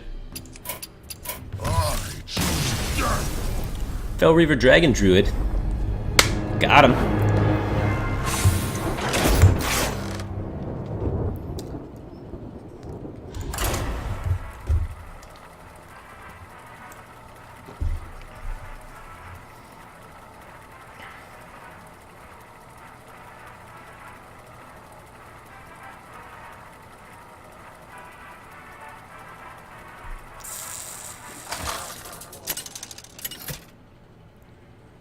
When it works, man.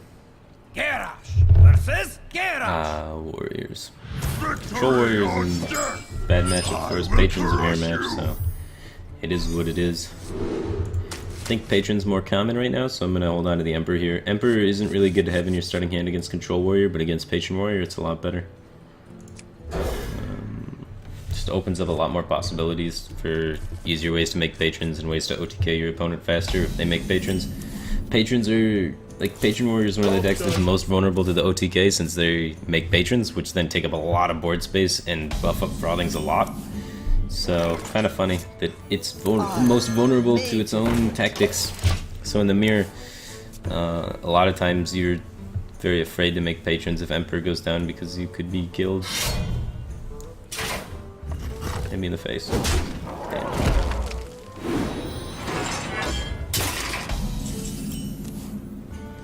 Wow, this is a bad hand.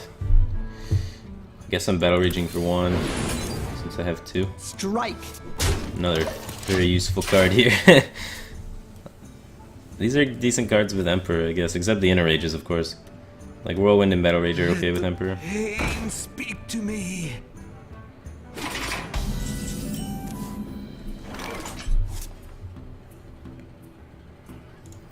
Well, Let the pain speak to me. and Death Bite's Strike. good. We don't need to cycle the other inner rage. We have a play for next turn. If we didn't have a play for next turn, I would cycle it, but since we have a play for next turn, why bother?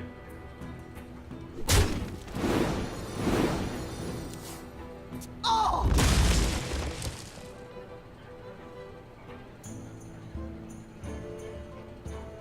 Pass me that arc light spanner.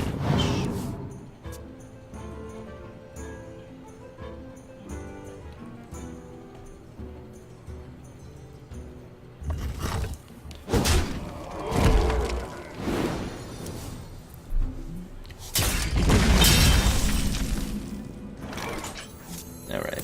So it is the Patron Mirror, and that's identified by the Gnomish being played by him. I'm gonna kill the Acolyte of Pain.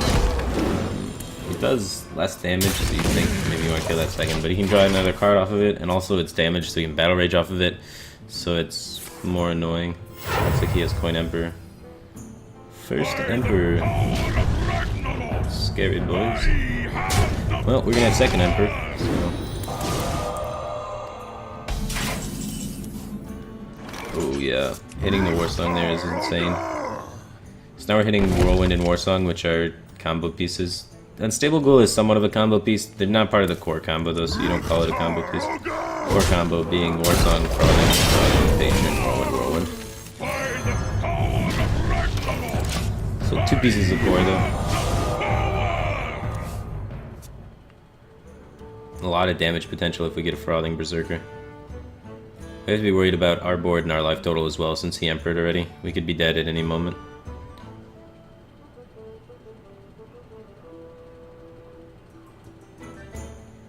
Pass me that arc light spanner.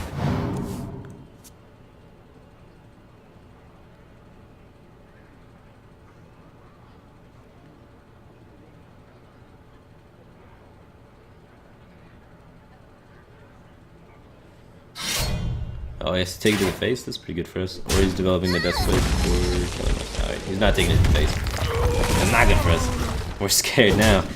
Face damage is coming in.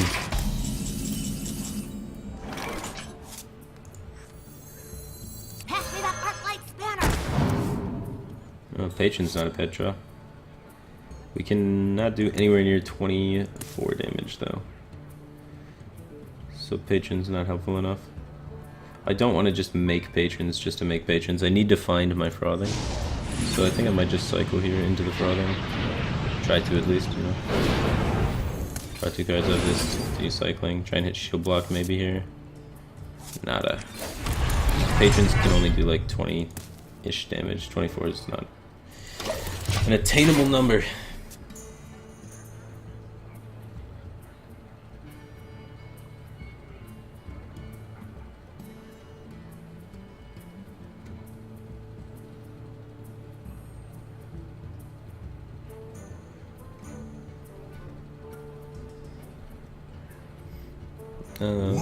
I only stream during like open tournaments that I don't really care if I win or lose, Dr. J. During like real competitive tournaments I don't really want to stream, but if it's just an open tournament, I like commentating my plays and sharing my thoughts with people. It's also more fun than just playing a tournament completely alone. It's fun to stream it and actually be able to like talk to an audience. So otherwise you're just sitting in a dark room, nerding out. Okay, we don't have too much reasoning to kill this. Alright, as soon as we hit Frothing we win. We got 2 in here. It might be too far off, so maybe we just kill it. Especially since we're in death range. Getting rid of it might be better. We need a minion on the field, right, to activate the unstable ghouls. Because we don't have an inner rage for it.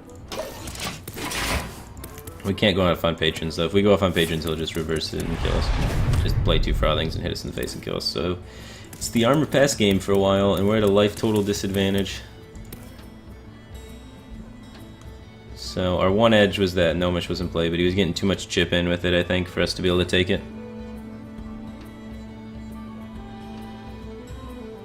Am I joining Amaz and forcing in their drunk stream? No, I can't. I gotta go on a plane. I haven't slept yet, so I'm just streaming and then immediately getting on a plane. And then I have more matches to play and Armor made to a fit. bunch of other crap I gotta do. The Feels bad, man. Speak to me.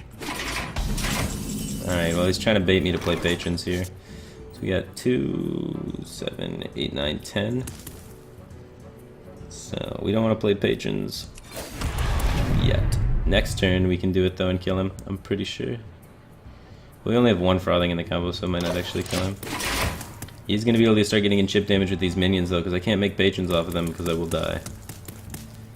Maybe those minions are enough for his whirlwind effects to be able to kill us with his Frothing. That'd be unfortunate.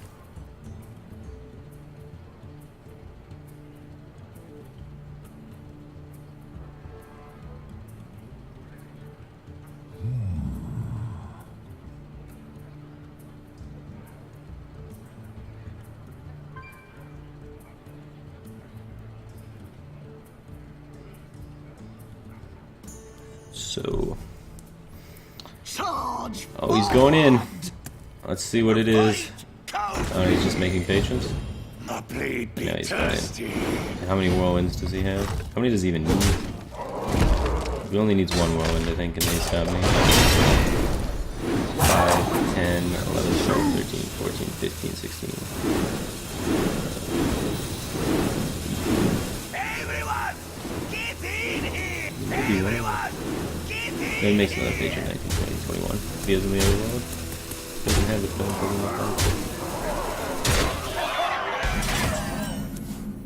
Wow, he miscounted, I guess. So now we can just go. Let's see if this is lethal. We have to do it, right? So it doesn't matter if it's lethal or not. Be thirsty. It needs to be done. fire on! Alright, so. Everyone, get in here! Everyone, get What, this in many? here! Rogar! Everyone, get in here! Everyone, get in here! Everyone, get in here! Everyone, get in here! Everyone, get in here! Everyone, get Gotta trade a few in to make room for more. Right? Everyone, get in here! Everyone, get in here! Everyone, get in here! Everyone, get in here! Everyone, get in here! Fire on! I strike. Oh shit. Everyone, get in here! Everyone, get in Where's the patron? Make the patron! Can't click it! Oh man. Everyone, Never lucky. in here! Everyone, We missed the last patron for lethal, right? get in here! He never spawned in. Everyone, get Little buddy. in here! Everyone, That's get unfortunate. in here! Everyone, get in here! Patron didn't spawn in time, man.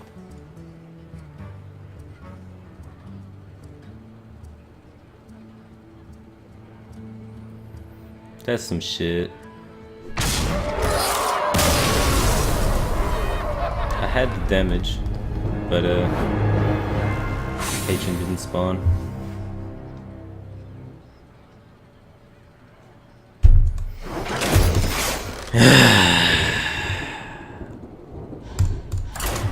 Well, we played the game correctly.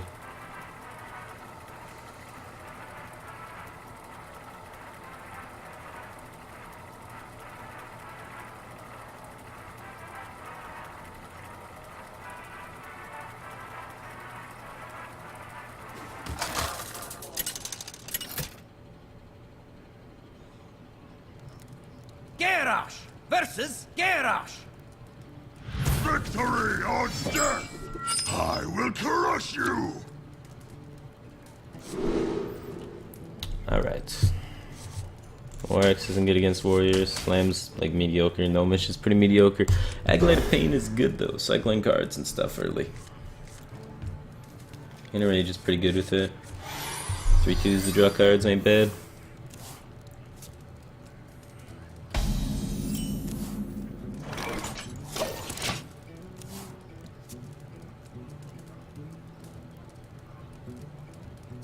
Armor made to fit.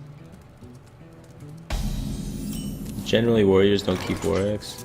So YOLO. Pain, speak to me. Worst case though, I want to get at least one card off this sucker. I mean at least 2 cards off this sucker. So I'm gonna Inner Rage it and try and go for 3 cards, but just cycling that Inner Rage because we got no plays for future turns besides like shield block. So I really need something to be happening, man.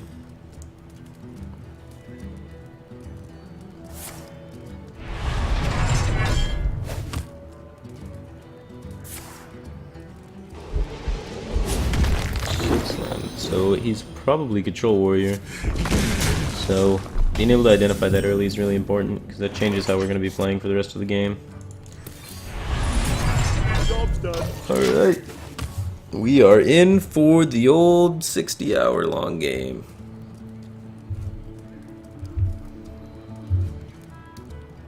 Got it to go all the way, man.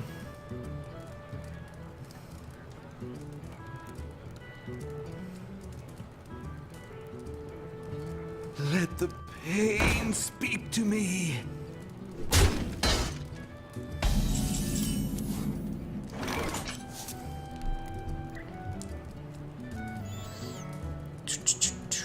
Cycle this shield buff.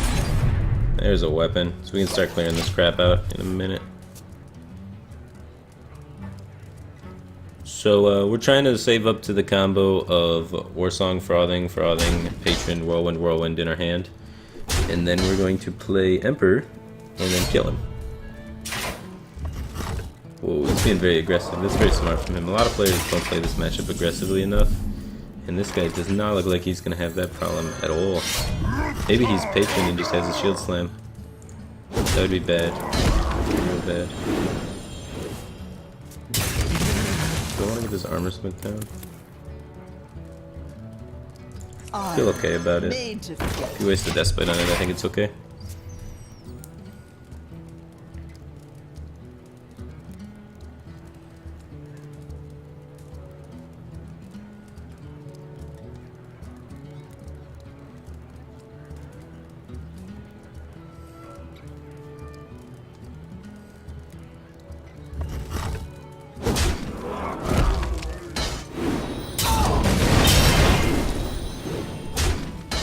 Wow, he does end up using the Despite there. It's pretty ambitious, man. No one's sick out there. Pass me that arc-light spanner. Ruktar Ogre!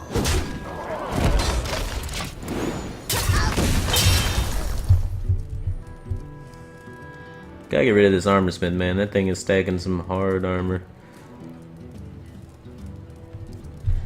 God bless.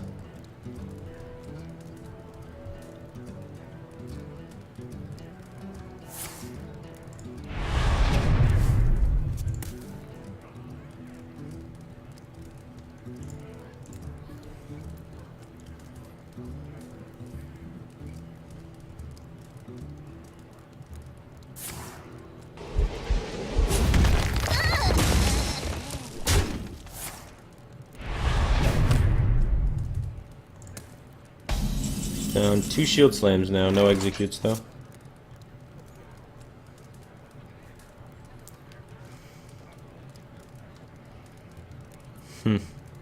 Without a battle rage I don't feel like making patrons. But at the same time, with 2 shield slams gone, making patrons sounds pretty gnarly. I wonder. Not with the whirlwind, of course.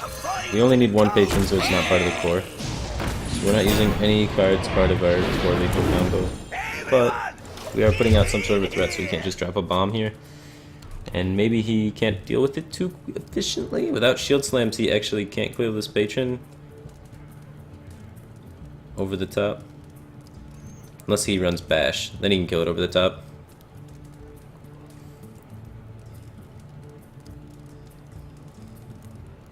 What now?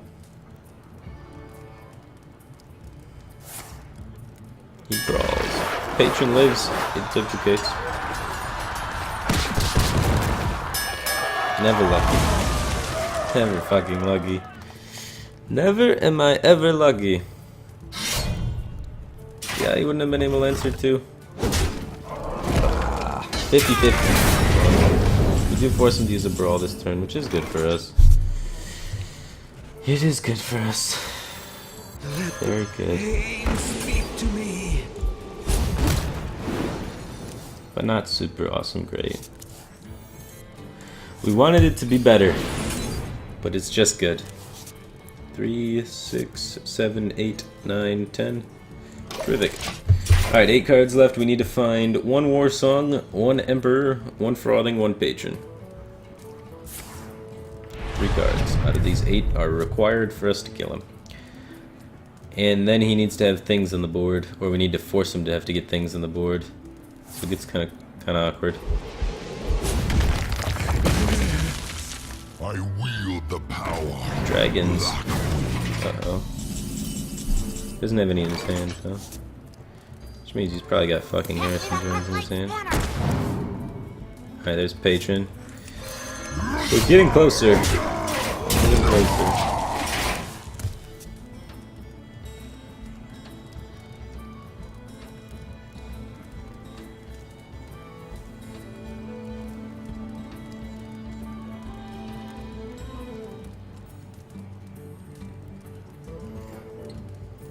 If it's boring, don't play it, faggot. Oh man. I like the deck. It's a joke, because everyone calls Patron boring when it's one of the most complicated decks in Hearthstone. Grand Tournament champion.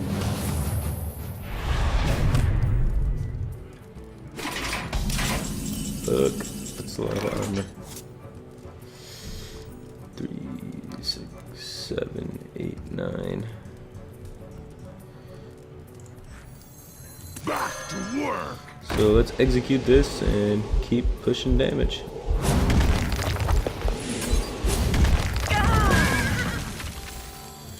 Alright, all we need now is Warsong and Emperor. So we're 2 cards out, and there's 5 left in the deck. So we got a good shot of making it there in time. One of those cards is Battle Rage as well, which will draw into them. So we have, like, what? Like Battle Rage, Despite, and the Warsong and the Emperor, and then one other card that I can't remember. Is it another ghoul? No, it's not another ghoul.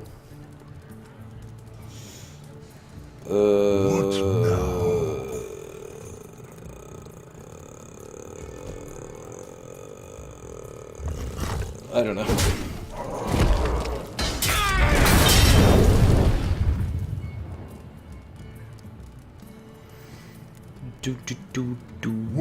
Oh, there's 2 war songs in there. Durr. That's what it is. Weakness. Both war songs bottom 5. Feels bad, man. Never lucky. Never am I ever lucky. Must choose.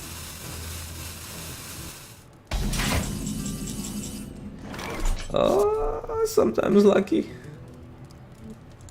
Hearthstone. I'm almost out of cards. Oh, there they are. We did it. We did it.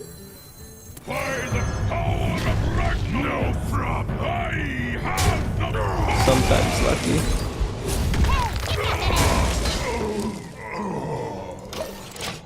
Look at this beautiful combo.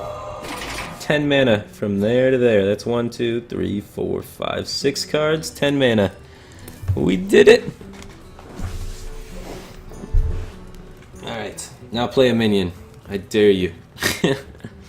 He could still live through this though, which is unfortunate. Oh my god, the Nefarian cards are carrying. Does that activate his second execute? Don't have your second execute. Play a minion, man. I wield the power. Yeah, minion. Minions are sweet.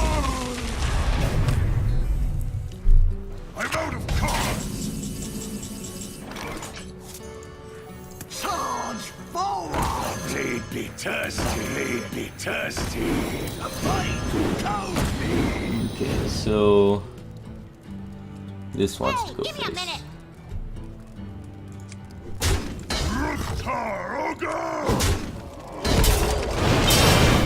Could have gained like 4 damage by trading, but then this dies faster, and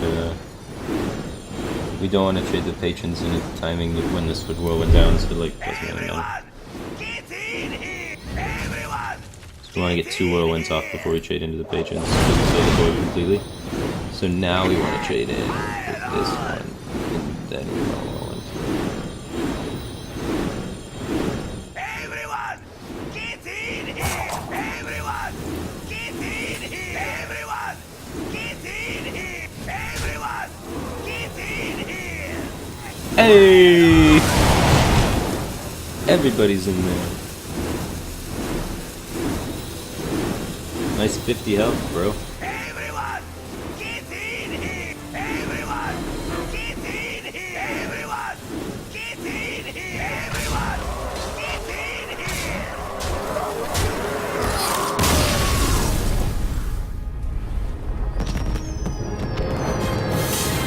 So yeah, that's why we save the whirlwinds. Make sure when you play Patron against Control Warrior, you save Whirlwind, Whirlwind, Frothing, Frothing, War Song. Very good. And Patron, Patron. You need 1 Patron, not 2. You can use the first Patron to draw cards and clear the board, not die, do whatever. That's how you use the first Patron. Use it with the Inner Ages to draw cards and not die, like we did there, and then force him to use Brawl, whatever, so he doesn't play any minions, so that he can't hit you in the face, so that you can keep putting on pressure, doing what you need to do. But make sure you save one of the 2 patrons, man. And they're never safe. Never safe. But it takes forever, man. Like, holy shit. Longest games of your life.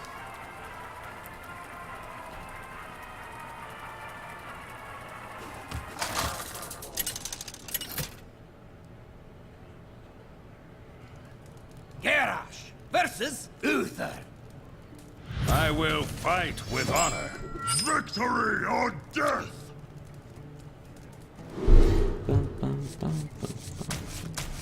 We have Patron Enrage. Maybe we just keep this. Slam for the Juggler. Now we have Unstable Ghoul for the Juggler. So we coin Unstable Ghoul, then save this combo, try and find Deathbite or a Whirlwind Effect, and then get him. Now we can get either Deathbite, Whirlwind Effect, or Emperor in our hand turns into the nuts. Because if we get Emperor with this in our hand, we usually win. And then if we get Whirlwind Effect with this in our hand, we win. And if we get... So yeah, we're in a good spot. We could even save the coins. This is just a secret, not a 1-drop.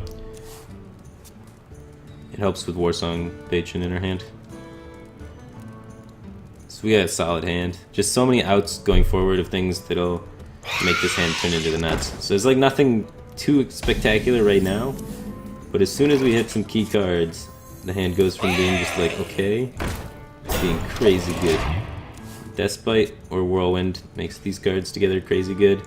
And Emperor makes these cards together crazy good. So the options or the opportunities are there for us to take it away.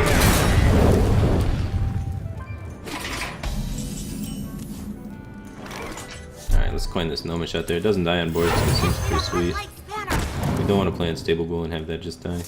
Alright, we hit the Whirlwind effect, so now on turn 6 we have Patron, Inner Rage, Whirlwind for 4 patrons. So if we can have the board kind of stable going into that turn, we should probably win.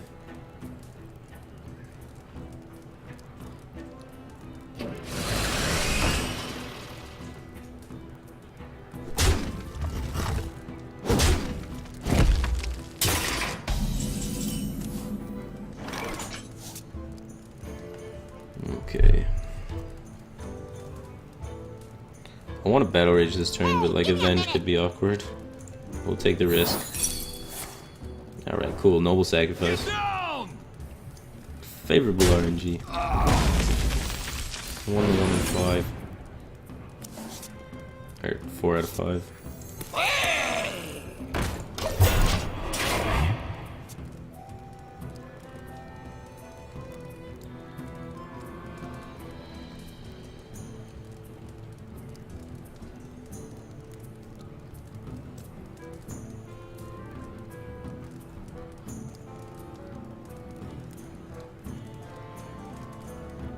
Board's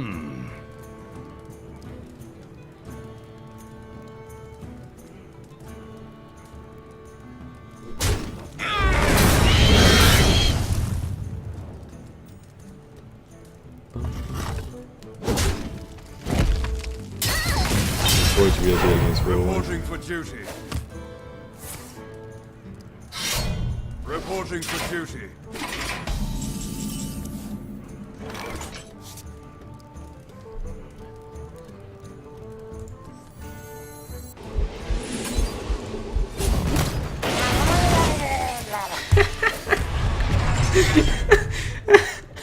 Oh yeah. Oh yeah. Oh, that's beautiful. Oh, sorry, the bonfire. I can't actually hear the sounds because I think they're annoying, but the stream likes them, so they're on for you guys. Sorry about the bonfire. I don't know why they do that. That's just a really bad board situation there.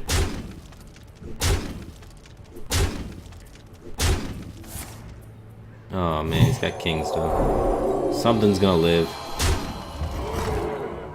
Shit. The fight calls me. Everyone, get in here. Everyone, get in here. Everyone, get in. Everyone, Yeah. get in. Everyone. That was fair and balanced. No equality consecrate, please.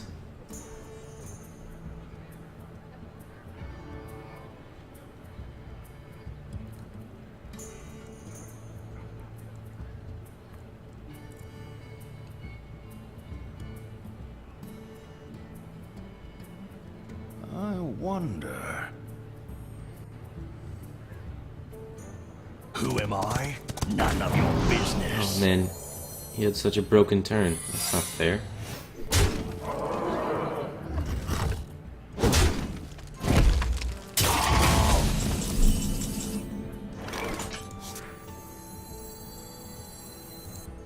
Nah, I guess I don't want a war song yet. Fire on!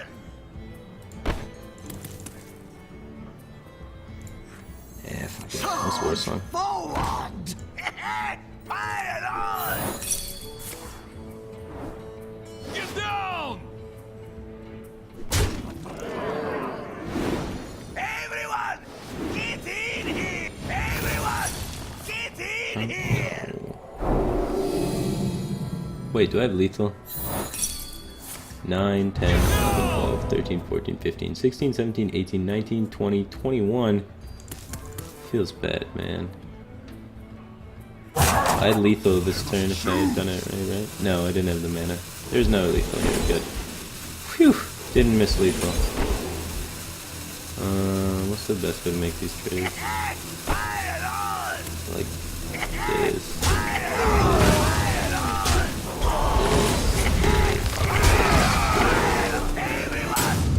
That one. I was thinking about lethal, but I was 1 damage off. I was thinking like maybe some sort of way I charge the Acolyte of Pain to then eat the Noble Sack, but there's like, there is no missed lethal. We missed an attack though. But like, Put your faith in the light. shit dude, he's pushing face. Oh, top deck. Armor made to fit. Fire on! Fire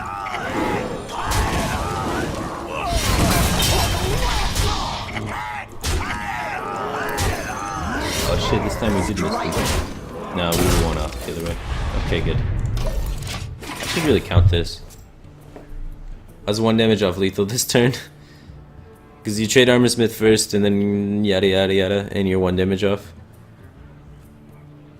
Feels bad, man. Always 1 damage off lethal.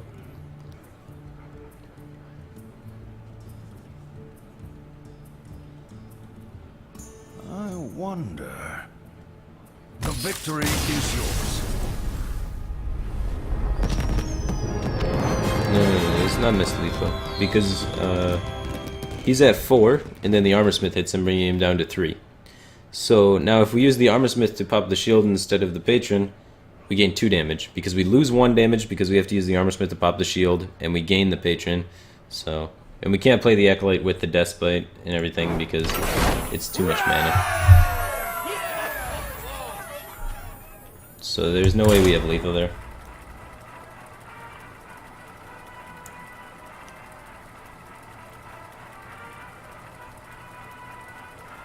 If I didn't miss attack last turn, then yes.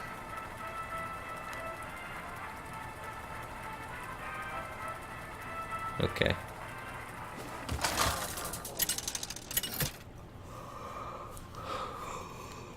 I think we played good, man. We won. Victory or death! I will crush you! I don't know, with Patron, there's like the setup turns against aggro where you have to be paying attention and doing the right things, and then like, after you do that correctly and you're at the spot where you just got a shit ton of patrons on the board, then you just kind of do whatever you want. I usually alt-tab and like, watch YouTube videos. And but during the important parts, you gotta make sure you do the right things, because if you make one little mistake, you lose. But once you got a board of patrons, you're good to go. Warrior vs. Warrior takes a really long time if he's Control Warrior, so let's hope he's not Control Warrior.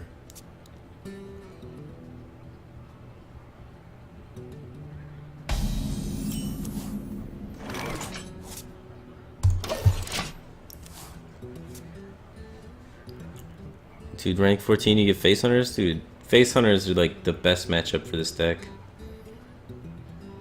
It's so good. Especially if you run 2 Armor Smiths. You like never lose to Face Hunter, it's insane. Armor made to fit.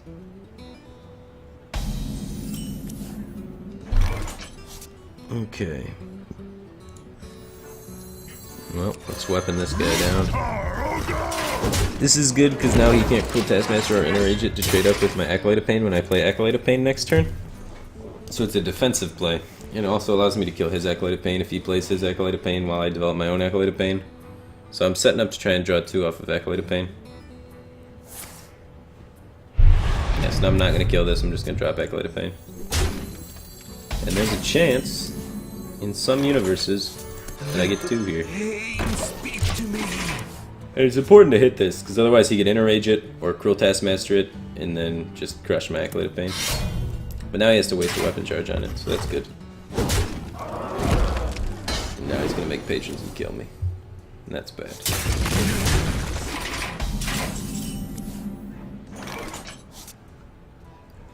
Well, might as well kill it now. Gig is up, man.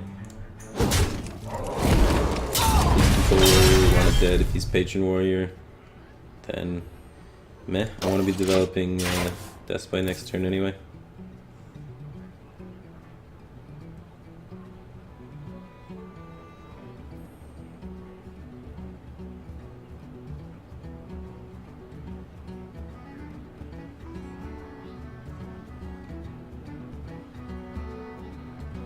What now?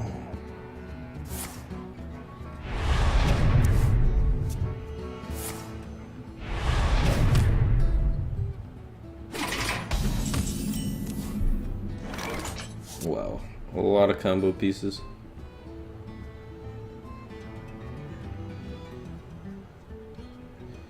Well, I don't know if he's Control Warrior or Patron yet. He hasn't given any tells yet, so I'm going to set up my Death Fight so I can make Patrons next turn. If he gives away a tell here, or if I feel like YOLOing, which I do, because YOLOing decreases the amount of time the game takes by a solid 30 minutes.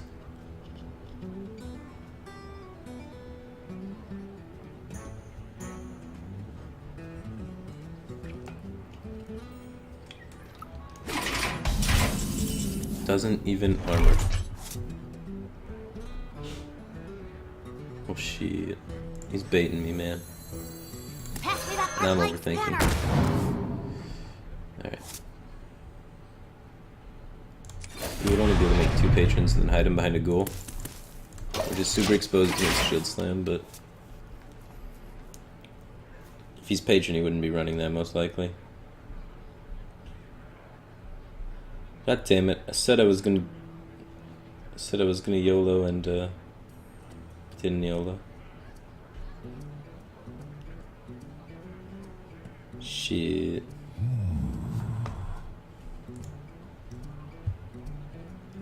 Pass me that arc light spanner.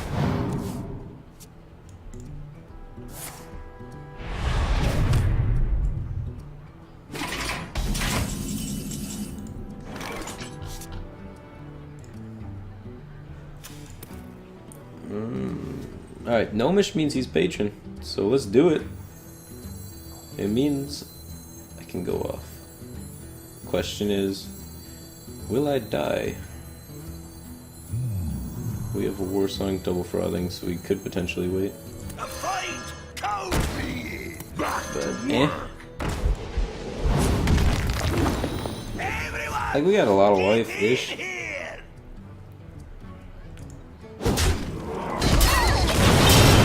So here's the hoping we're not dead. Get in, everyone. Get in here.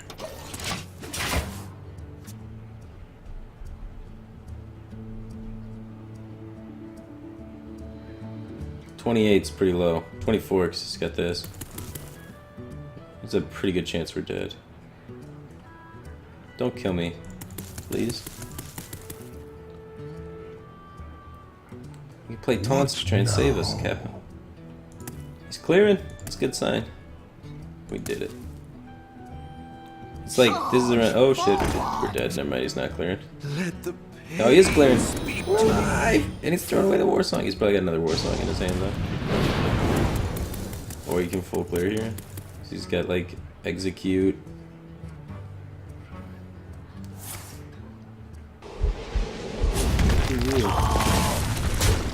Thank you. Okay, this ended up really well. He wasted his whole turn doing this and invested a despite. He invested a despite. He also invested a patron and a protest. But this is about the stage of the game where patron's pretty useless. Because you're too afraid of dying to play it. So, yeah, it wasn't too bad. Hey, give me a minute. Do I want to execute this to just kind of tempt him to go? I think I want to execute this. I have a second execute for Emperor, and this way I can tempt him with patron too off of it. I think I'm reasonably safe. His Despite's gone now and we're at 30, so I feel okay.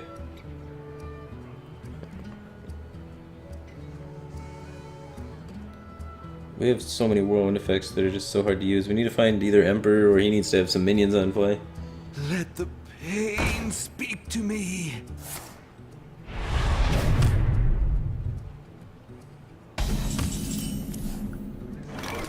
Oh, we can do some damage because we can actually trigger the ghoul now. So we have Warsong, Frothing, Ghoul,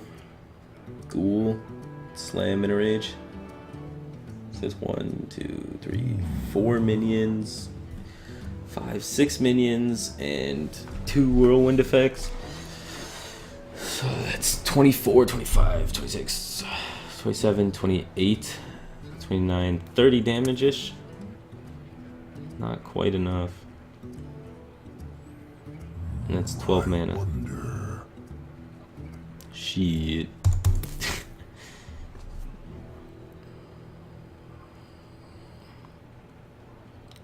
I must choose. Okay. Well, draw last for this bad man. There's a good card. Hey, give me a minute.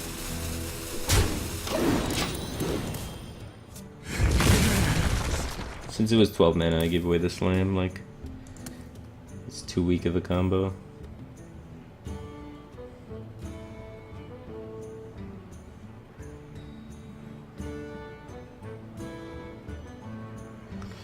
Whoever gets Emperor first pretty much wins in this situation. Ah, this magic's dumb sometimes. Oh wait, what is he doing? Thank you. Everyone, get in here. Why are you doing this? Everyone, get in. Everyone, get in What? here. Okay. How much damage do I have now? That has to be enough, right? We have 3, 6, 7, 8, 9, 10, and then we can coin to 11. You just take it all the way up to 11. And that's 3 whirlwind effects. So we just have to not interrage our frothing. Don't interrage the frothing. Don't interrage the frothing. Don't interrage the frothing. We want to interrage his patron, I guess, to fill the board faster. So let's do that. Everyone, I might do that. That. That one.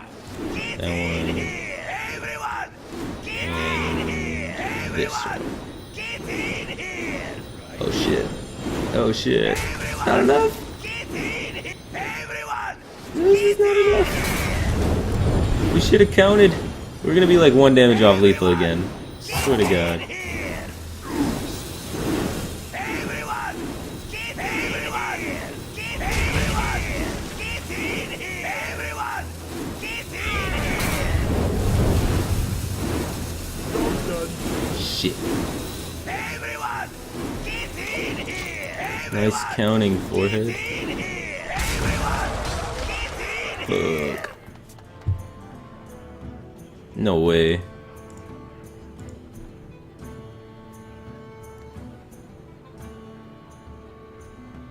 One frothing, 3 whirlwinds, or 2 frothings, 1 whirlwind.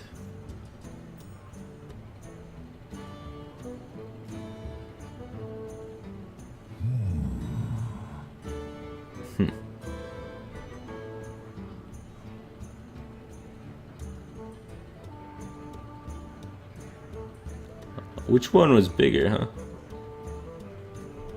Armor made Oh. to fit.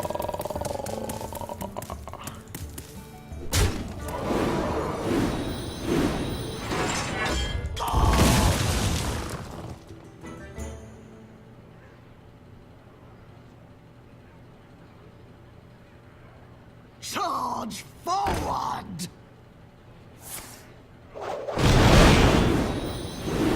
Everyone, get in here. Everyone, get everyone. 2 frothings has so many less minions in play for the whirlwinds too, though. So it would have been Warsong, Frothing, Frothing, Coin, Whirlwind, and then there would have been... He had 4 patrons and something else in play, I think.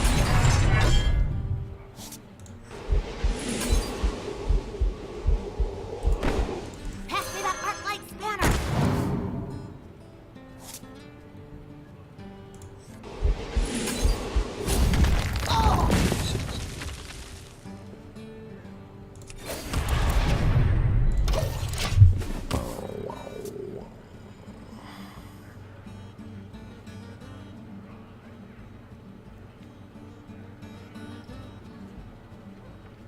Yeah. It was less damage the other way.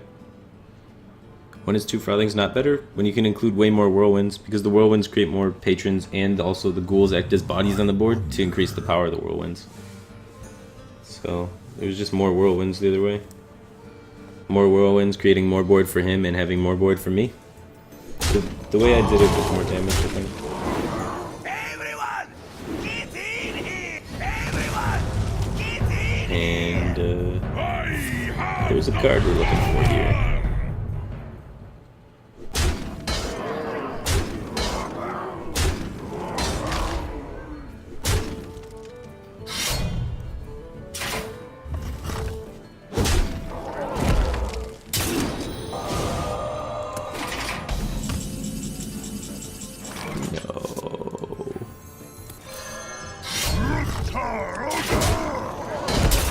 The blade be thirsty.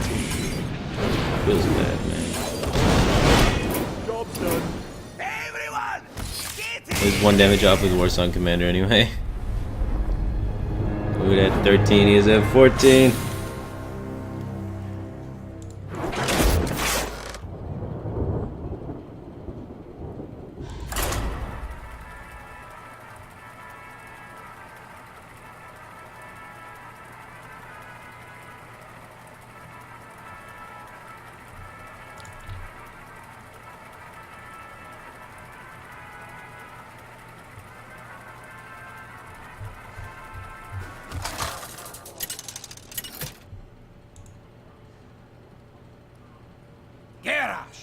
horses, Garrosh. Victory or death! I will crush you! Oh, another warrior. Feels bad, man.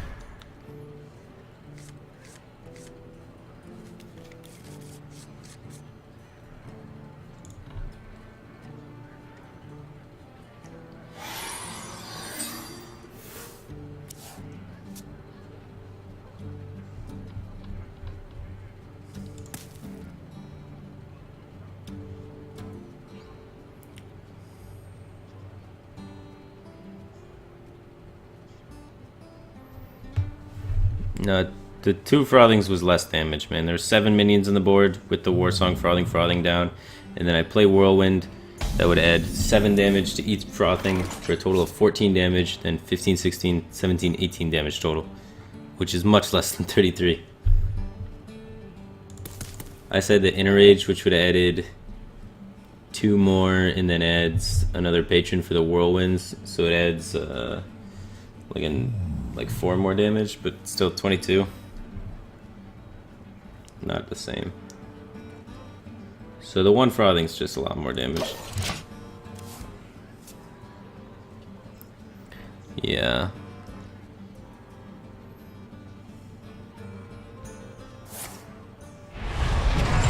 If I had 12 mana and could squeeze in the other Whirlwind, I would add lethal there.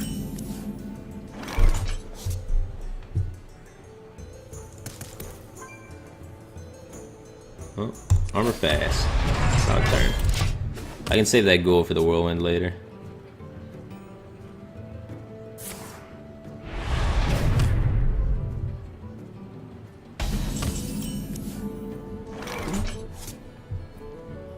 Oh, top deck.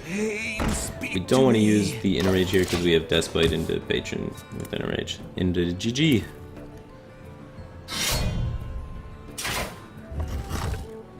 Maybe worth playing Handlock. I don't like playing Handlock on stream, man.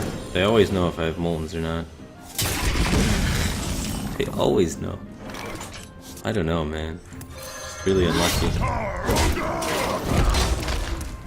Don't make Patrons. I'm about to make Patrons.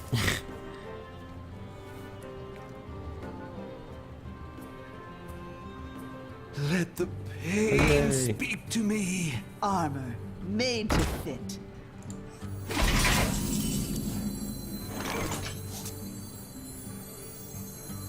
Well, I mean, he didn't make Patrons, so we could just Emperor. They could Battle Rage with their Patrons in the turn afterwards. But there's always the threat that he makes Patrons. Alright, let's do the Emperor. I feel like he would have made Patrons last turn if he had it. I'm gonna hope risks reward me, game.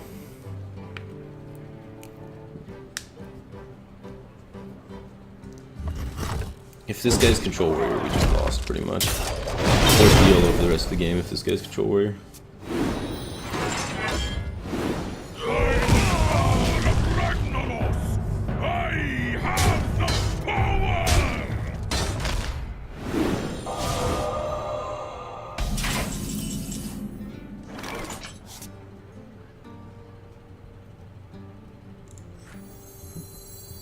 Alright, there's no way I have lethal here, right? I have 20, but the problem is the Armor Smith here. If there was no Armor Smith here, I would have lethal here, actually. Exact lethal if there's no Armor Smith, right? Or does it not make enough Patrons? Yeah, if there's no Armor Smith, this is exact lethal. Okay. That's ridiculous. Everyone, get in here! Everyone, get in here!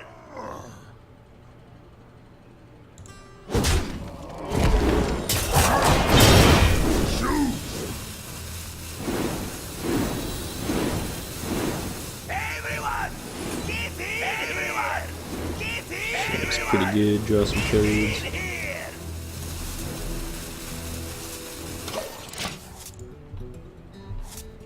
Miss lethal? No, the Armor Smith is there, guys. Armor Smith prevents it. He gains 3 the more life. Why no war song? Because I want a battle rage. Why would I not want to draw cards? Damage is irrelevant if I run out of steam. Damage is irrelevant unless he's dead, because I will run out of steam. I can only do damage in small bursts only when I have war song. So if I don't have the second war song already in hand, then chip damage is completely useless.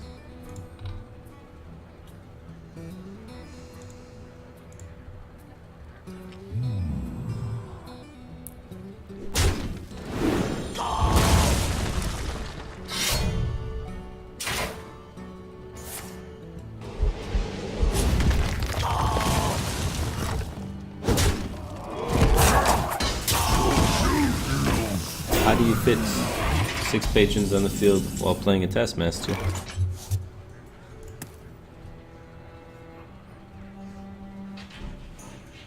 Oh shit, this guy's Control Warrior. Good thing we drew cards. Now we can get chip damage in though, we already have the second of these, right?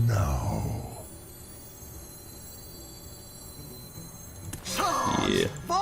Back to work. Everyone, get in here! They want to unstable pool. Get in here! No.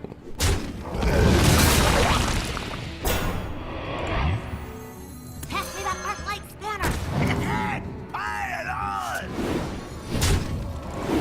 Everyone, get in here! Well, now he's got a lot of threats in the field that he's got to clear, so he's got to brawl pretty much. He didn't have brawl last time, so hopefully he still doesn't have brawl.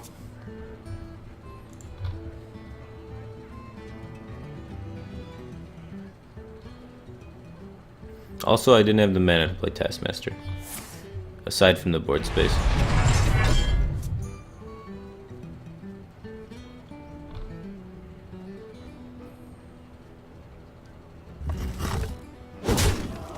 Play Taskmaster instead of Fuel?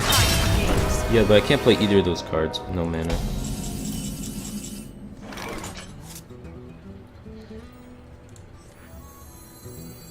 Charge forward! The blade be thirsty. No problem.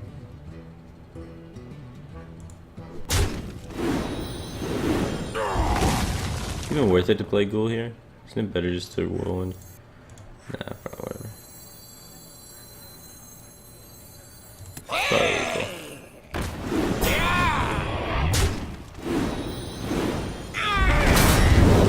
Everyone, get in here! Everyone, get in here! Get in here! Everyone, get in here! Wow. YOLO worked every time. Did I get knocked out of BlizzCon? Nah. I'm at the top 16. The losers bracket around the top 16 right now. Do I play Shield Block? Yeah, I play Shield Block. Shield Block's a good card, man. I like it a lot for when I set up YOLO situations. Alright. I have to get ready to get on a flight.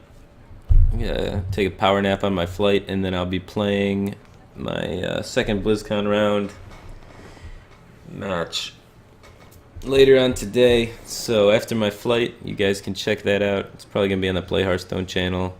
Not for like another 12 hours though, but I'll see that then.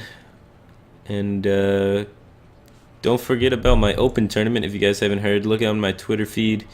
You probably see a lot of tweets about it. I think we're at like 800 something players out of 1,000 players for the open tournament. So I'm going to be managing that and then casting the top 8 and producing the top 8, and it's all going to be live on my channel. So it's the design of the tournament is to be as competitive as possible while being as fair as possible. So it's a long tournament. It's going to be 3 days long, and each day is going to have 5 Swiss rounds because of the amount of players that signed up. So that's 10 total Swiss rounds over 2 days. And then a cut to top 16. So if you're in the top 16, then you get to play on day 3, and then the top 8 get streamed live on the channel. And a lot of tournaments do Swiss rounds, but they do Swiss rounds like best of 1 or like best of 3s, which is like even more luck based than best of 5s. So I'm not a big fan of the Conquest format personally, but I'm keeping it Conquest just to keep it with the theme of like World Championship sort of stuff, and it's just the format everyone's using, so whatever. So it's best of 5 Swisses for 10 rounds, so it's a really long tournament, and it's designed to be as fair as possible, just like how tournaments have been running card games for a really long time. So I play a lot of opens, and all the opens I play have really shit formats, so I wanted to make one that's more about focused towards the competitive side and focused towards skill based. Anyway,